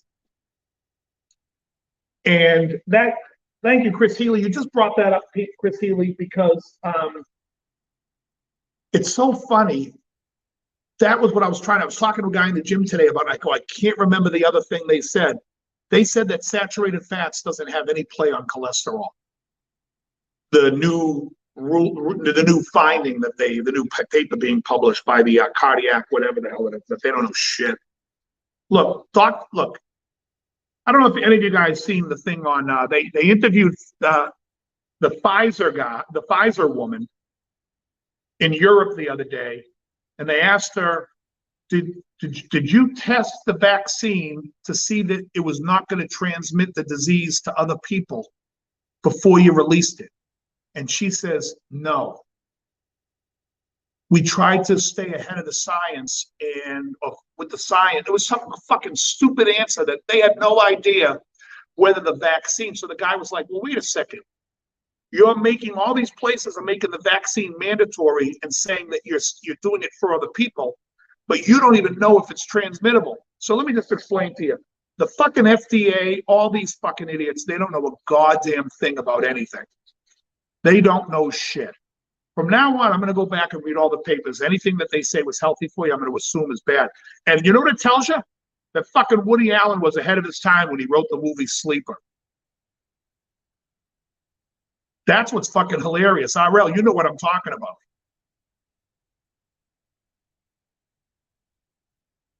I know you're a person who's seen the movie. I don't know who else in this fucking chat's seen the movie. But in Sleeper, fucking Woody Allen called it.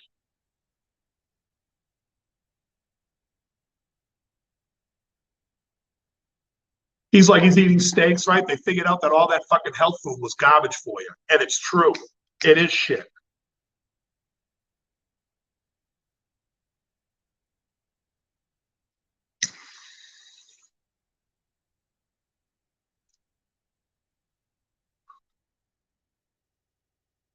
Right? Woody Allen was right.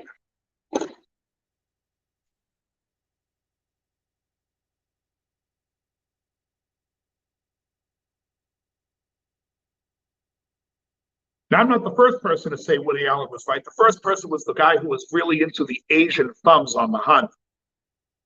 That's another joke strictly for RL. Strictly for RL.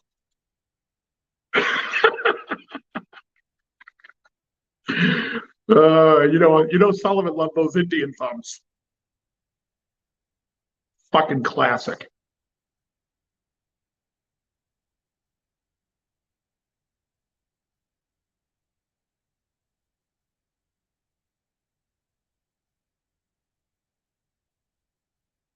Folks, these are called jokes. You girls don't know what hookers are. Oh, you are hookers.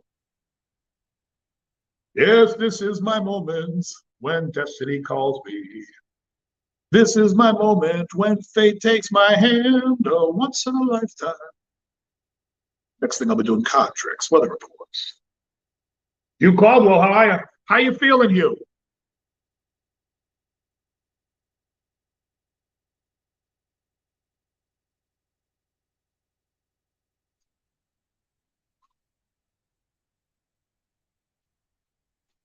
And Hugh, what do you think about doing the carnivore for December?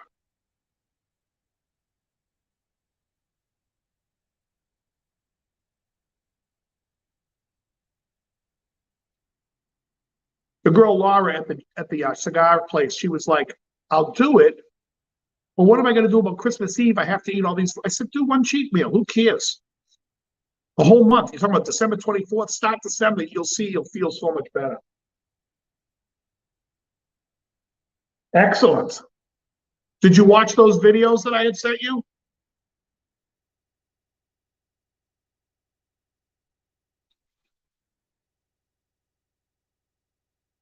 It's amazing. I haven't felt bloated in the longest time. I can't even remember. Did you watch the videos? It's interesting stuff. I'm telling you guys. It's a food revolution.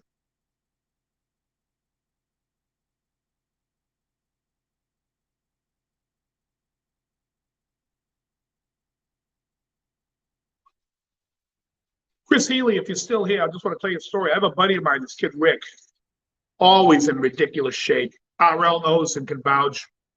This guy only eats like chicken and broccoli, asparagus, the cleanest eater I've ever known in my life. Doesn't like sweets. Never eats sweets. Doesn't like it. Doesn't drink much. Doesn't just super healthy. I think right now he's the heaviest he's ever been as far as like body fat. He's like 10% body fat. He was always shredded. From the time he was 18, his cholesterol's always been over 300. They have no idea what the fuck cholesterol is, what's causing it. Some Dr. Berry talks about it, and this other guy, I forget the holistic Olympian guy, talks about cholesterol as being your body reacting to something going on in your body, not not being the cause of the problem, but the effect.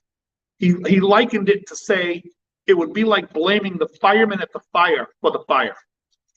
Cholesterol goes because something else is happening, and it's going to protect that or fix something. It's not there. It's not elevated because you're eating garbage or you're eating whatever. Excellent, Hugh. Excellent. Making lists is important. Writing down your goal is important. You know what I mean?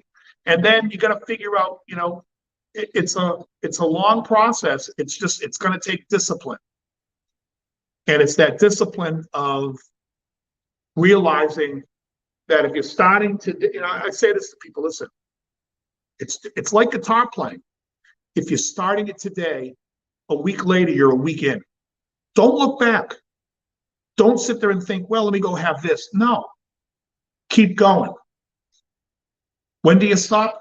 Not until I say, jump the fuck up. Not until, no, seriously, just keep going. You can't look back. You got to just go. It's your health, and you'll feel so much better. It's really about the way you feel.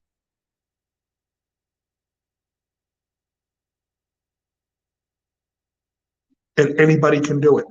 It's not like it's a fucking big deal. It's not like it's the fucking, when I did my video, I'm not sitting there like, look at my body, look at me. It's about, this is what I did from being that fat fuck that was putting a capo on a guitar to this.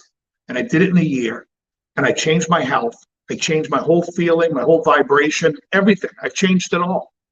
And you can do it if you put your mind to it and you want to do it. You don't want to do it. You want to be a low vibrational fucking piece of shit to sit and go, oh, look at him. He's trying to fucking, he thinks he's good. Fuck you. You're an idiot. Again, like I smoke cigars. Don't tell me cigars are bad for me. Just shut the fuck up. Not until I say, shut the fuck up. Not, you know what I'm saying? It's like, you gotta just fucking do what's good for you. Yeah. Well, the carnivore challenge, I told someone, me and Ariel were talking, the carnivore challenge is called a challenge because it's hard. Discipline is hard. You have to fucking make a decision. And in your mind, you got to make that decision. Life is about decisions. Make a decision. What do you want? There's a great movie called Swimming with Sharks. And the whole time in the movie, he keeps asking the kid, what do you want? When you figure out what you want and where you want to go and where you want to be and what you want around you, you do it. And you make it happen. And you don't look back. When things aren't serving you, you walk away. That's what you do. That's just the way life works. Figure it out. Get the discipline is in every day, you're a day closer to your goal. If you start tomorrow, you're a day closer to your goal. You're a day closer than you are if you don't ever start. If you never start, you're just going to be wallowing. And who the fuck wants to wallow? Not me. Not for me. Now, not everyone can do it because it takes discipline, and you gotta ride the storm. You gotta fucking go with it and be like, I'm gonna do it. This is for my health. This is for my longevity and for your happiness. You got to do it. So you do it.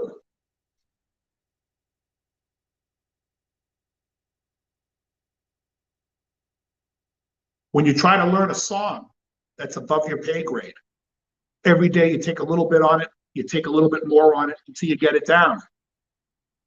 Every day you're closer to getting that song down. Every day you're closer to becoming a better player. Same. I'm proud of you. You've taken the steps. You've got to just do it. Follow it, do it.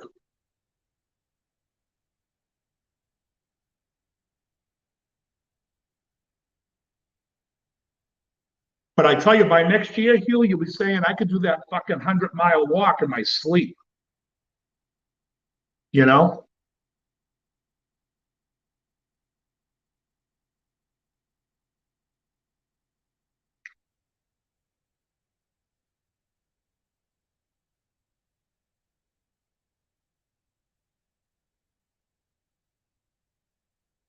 Another excellent cigar. This is a back to back. These are two great cigars. I'm glad I have humidors filled with them.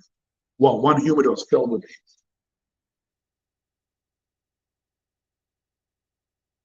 Yes, your mind will clear up. Everything becomes clear. Absolutely, you.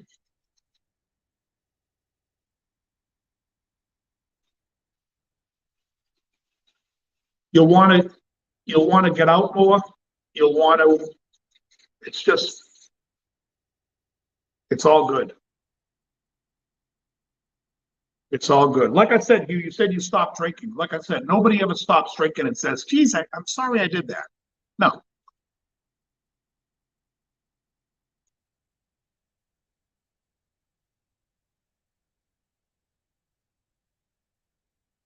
things just get better.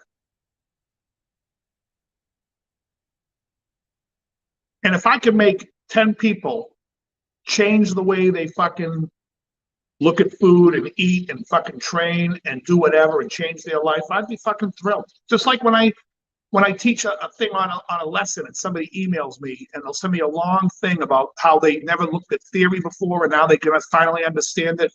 I love it. I'm like, great. That's why I do it. What do you think? Why do you think I'm sitting there fucking on YouTube for free showing people how to look at music? Because I want you to learn. I want you to know what I know and take something from it and be able to grow from it and learn. That to me is awesome. Like if I could make one player go, "Oh, I never understood, how songs were put together, and now I can see it clear as day." Great. That's why I do it. If you think I'm doing it for the fucking pennies that YouTube is throwing at me, fucking crazy. Now the lessons, I'll tell you right now, I do for me. I don't care if you guys ever learn those songs. That's so I remember how to play them. Excellent. Excellent, Hugh. Yeah, so you're feeling good. You're already feeling the positive of it. The problem is you're going to go like this and it's going to dip and it's going to go like this. And that's the discipline. The discipline is riding it out. Some days are better than others. And Hugh, you know what I'm going to say next. Some days mothers are better than other days mothers.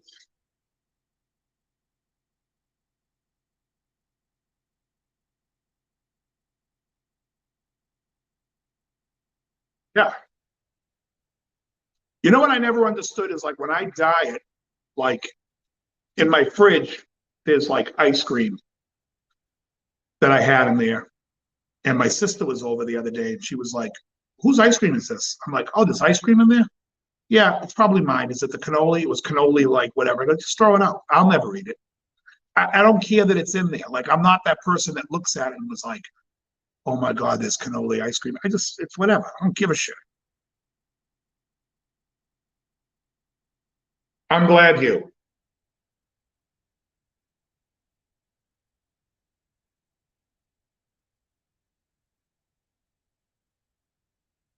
And if I got to give you the advice of Warren Guzman, where would you dig? Where would you dig? Boy, I'm quoting everything tonight, huh? And my favorite thing to drink when I'm having a cigar is Polar Cola Diet Chocolate Fudge. 0 calories, zero everything. But it's like drinking a Tootsie Roll, which I won't be able to have on my carnivore diet. But it makes the cigar taste good too.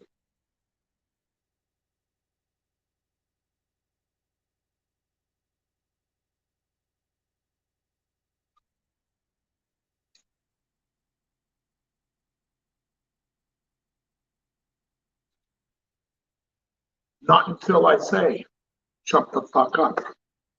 Not until I say, "Shut the fuck up."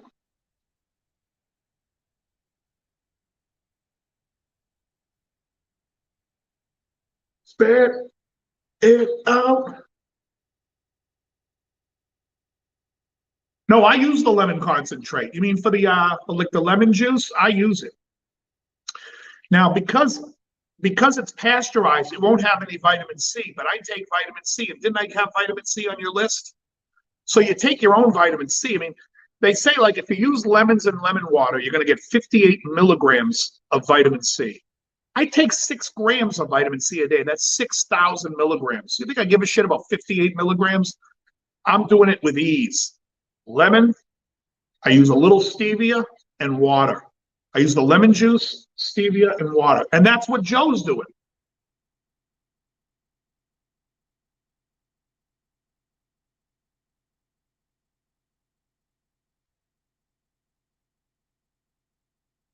Yeah, the C is important. Now, I don't know if you're taking it in capsule or you're taking it in tablet right now, but you need to switch over to capsule because the tablets will eventually just start wearing on your stomach and being like, oh, you get like, I don't like tablets. The only tablet and a vitamin that I take is melatonin before I go to bed. And it's like a little tiny little thing. Otherwise, everything I take is capsule.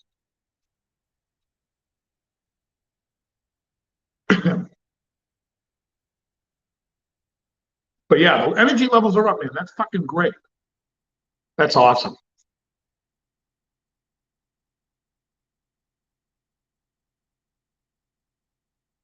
Yeah, I'm probably sleeping like 6, 7 hours a night. That's it.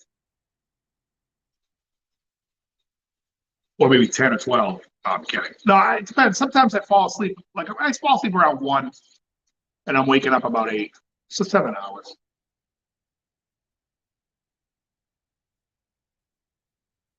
Capsules, yes, excellent. Yeah, the capsule's the way you want to go.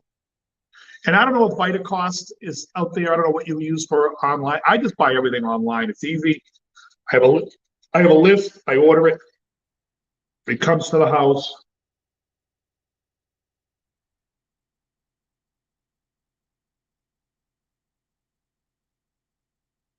I am looking forward to that salmon though, Cajun salmon.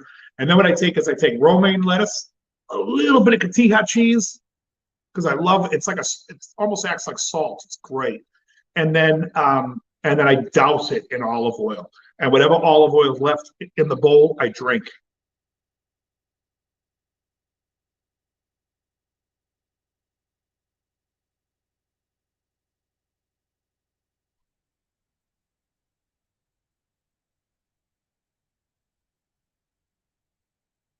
Excellent, Chris. Great.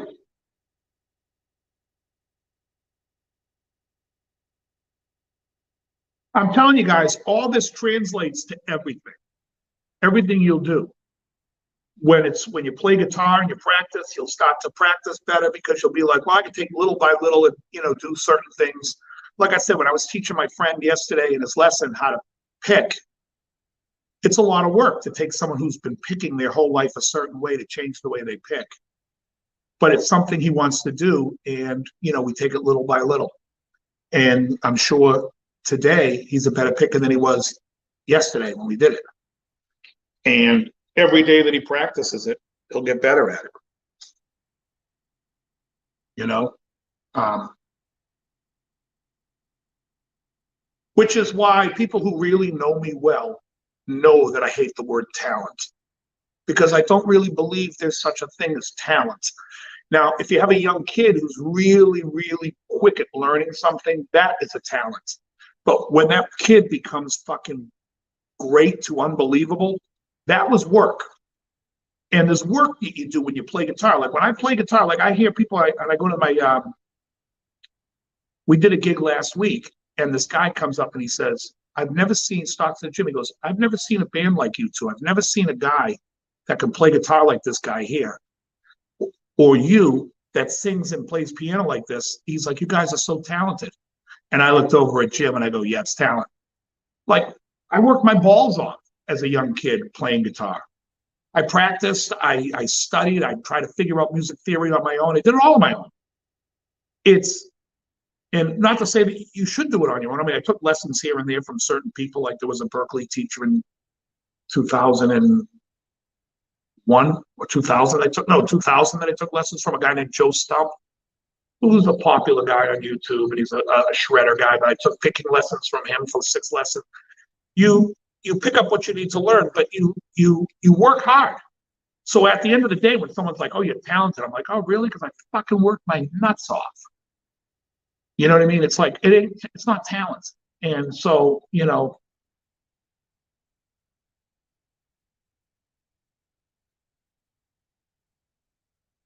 want cranberry. Cranberry's too sugary. No, no cranberry. Don't do it. Don't do it. Not worth it. Don't do it. Too much sugar. Oh, excellent, Hugh. Yeah, I'm telling you guys. Again, it would taste better with cranberry. But the point is you want to taste it. You want the health aspect is the most important. You don't want to be starting putting sugar in because that's going to act as the opposite of why you're doing it in the first place. You're doing it because you want to clear your liver from all the sugar and all the shit that you have in your body. You don't want to be putting sugar in your body at the same time while you're doing it. Avoid sugar at all costs. In fact, you got to stop using sugar altogether. If you're going to use any form of sugar, you could use honey. But even then, I'd say, why bother? Just get some stevia or Equal. Equal and stevia are two sugar substitutes that don't really that don't have effects on your insulin or have a high glycemic. Sweet and low, not good. That's why I stopped Sweet and Low RL. Splenda, not good. Sugar, terrible. So it's Equal and stevia is where you can go. Now I eat fruit, which has a natural sugar, but I eat like apples or I eat an orange, and I'll dip in a little Equal, whatever. Not when I go on carnivore. Not until I say go on carnivore.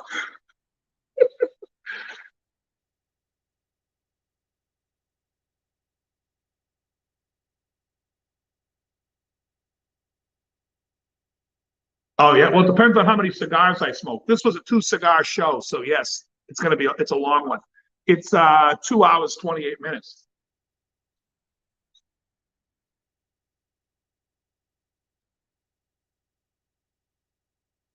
It'll be over shortly. My phone is down to 40%. It started at 90, so that's not too bad. Actually, this cigar I'm done with too. Why do they say cranberry is good for your kidneys but has sugar in it? Well, it has sugar, and yes, it has some good qualities. But like I said, I don't know who's saying it to you, but but don't listen to it. Fuck the cranberry shit. You don't need it. Lemon juice only. You don't want sugar. You have to weigh out first of all, if anything that the FDA or any government agency tells you is good for you, I'm going to now avoid with like the plague. Apples and bananas. Well, bananas are not great because bananas have a high glycemic, and they say eating a banana is like eating a candy bar. So I avoid bananas, but I'm allergic to them. But you should avoid bananas.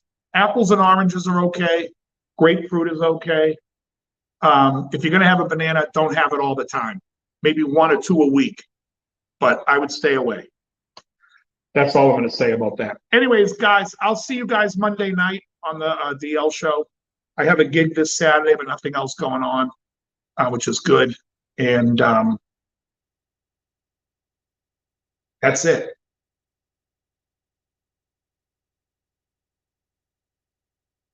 Exactly. All right, guys, have a great night. And let me just see here. I got to just set this up here real quick. Let me get rid of this and this.